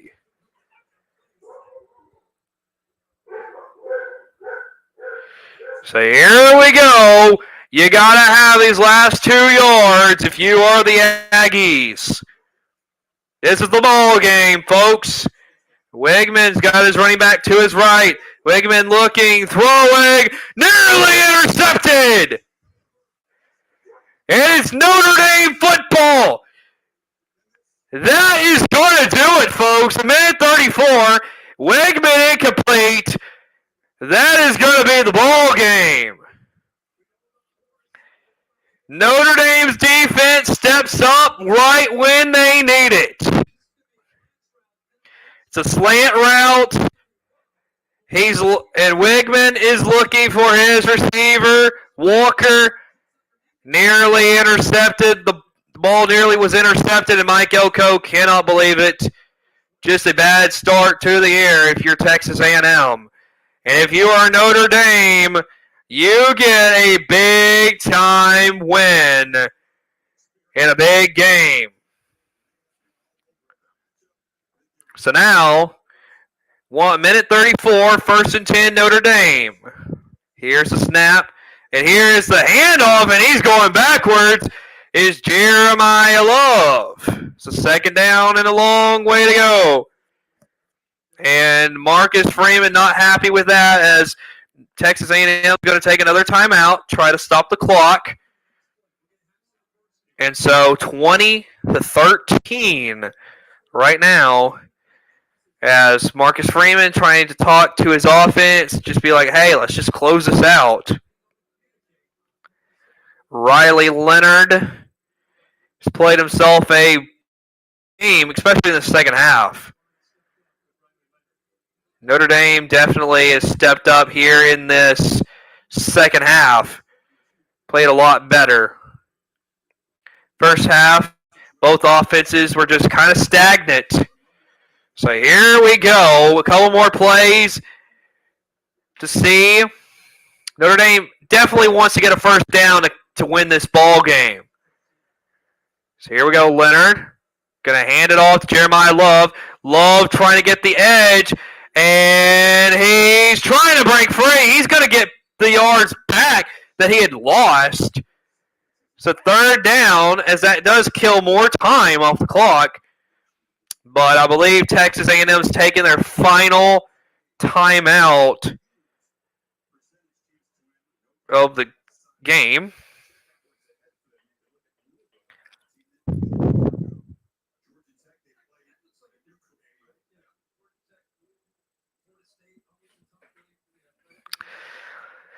course, right now we are just waiting.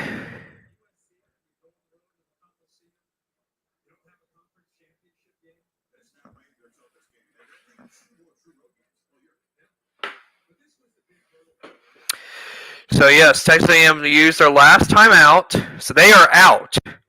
Texas A&M is out of timeouts. 1:21 to go here in this game. Notre Dame up 20-13. 1:21 to go. 3rd and 10.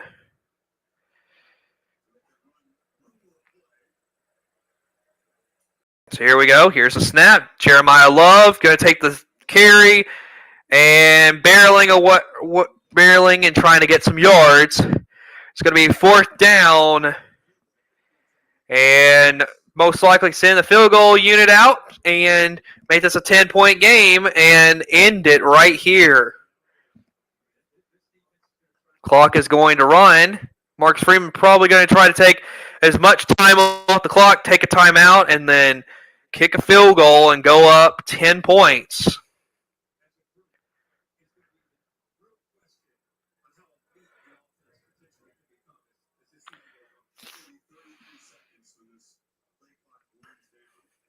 So, incredible game. Marcus Freeman takes his timeout. So, Notre Dame going to send the field goal kicker out. Mitch Jeter to make this 23-13. Of course, 34 seconds left in this ball game. And then tomorrow night, got LSU USC right here on the Saber Broadcast Network. Monday night, Boston College and Florida State. We're just getting started for this Labor Day weekend, everybody. So you do not want to miss it here on Saber Broadcast Network. So Mitch Jeter. He is 2 of 2 tonight. He's made from 46 and 26. So 46-yard attempt here for Mitch Jeter. Here we go. Here's a good snap, clean hold, and that one is good. That one most likely put this game to bed. 23-13, 30 seconds to go, and that pretty much puts Texas A&M out of reach here.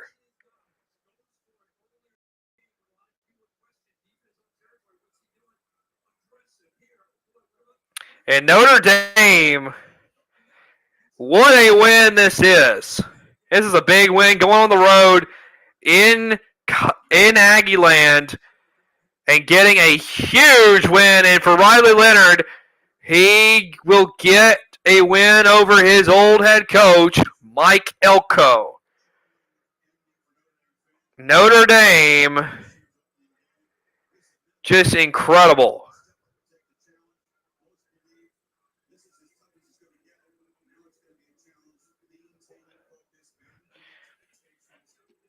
So here we go, Notre Dame about ready to kick this ball away to Texas A&M. We will see what Texas A&M can do, but this is pretty much going to give Notre Dame a win unless something crazy happens in the next few minutes. Here is the return, and this is going to be returned to pass the 25-yard line, and it is Texas A&M ball. So you would think Notre Dame going to play some prevent defense and just kind of try to just prevent Texas A&M from scoring. So 24 seconds to go in this ball game, folks. Long way to go if you're Connor Wegman and Texas A&M.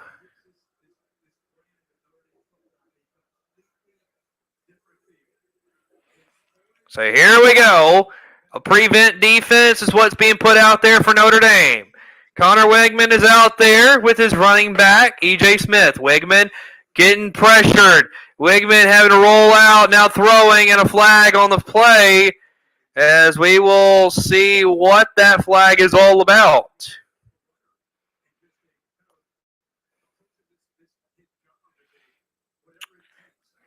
Referees chatting about what the call is going to be. It's a holding on the offense. They're going to replay first down. And so now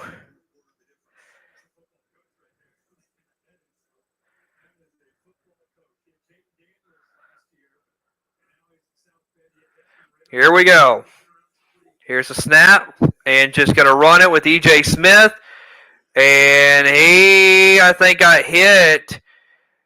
He got out of bounds. 10 seconds to go in this game. But this is pretty much going to end it.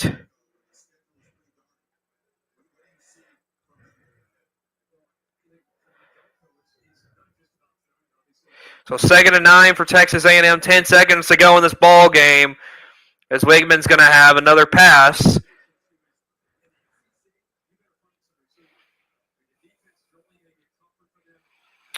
course, there's a running back. Wigman looking to throw, and that's just going to be thrown in the dirt. 6 seconds to go. 3rd and 9. And Elko furious with the refs. But like I said, it would have been amazing to see if A&M could win with Wigman throwing 2 interceptions. And so here we go. Here is a carry, and Moss gets a few yards, and that's it. That is it, everybody. Notre Dame. That is their first road win versus ranked SEC team since 2004 when they beat number 9 Tennessee. Well, folks, that is it for tonight. We will see you tomorrow night for LSU USC. Good night.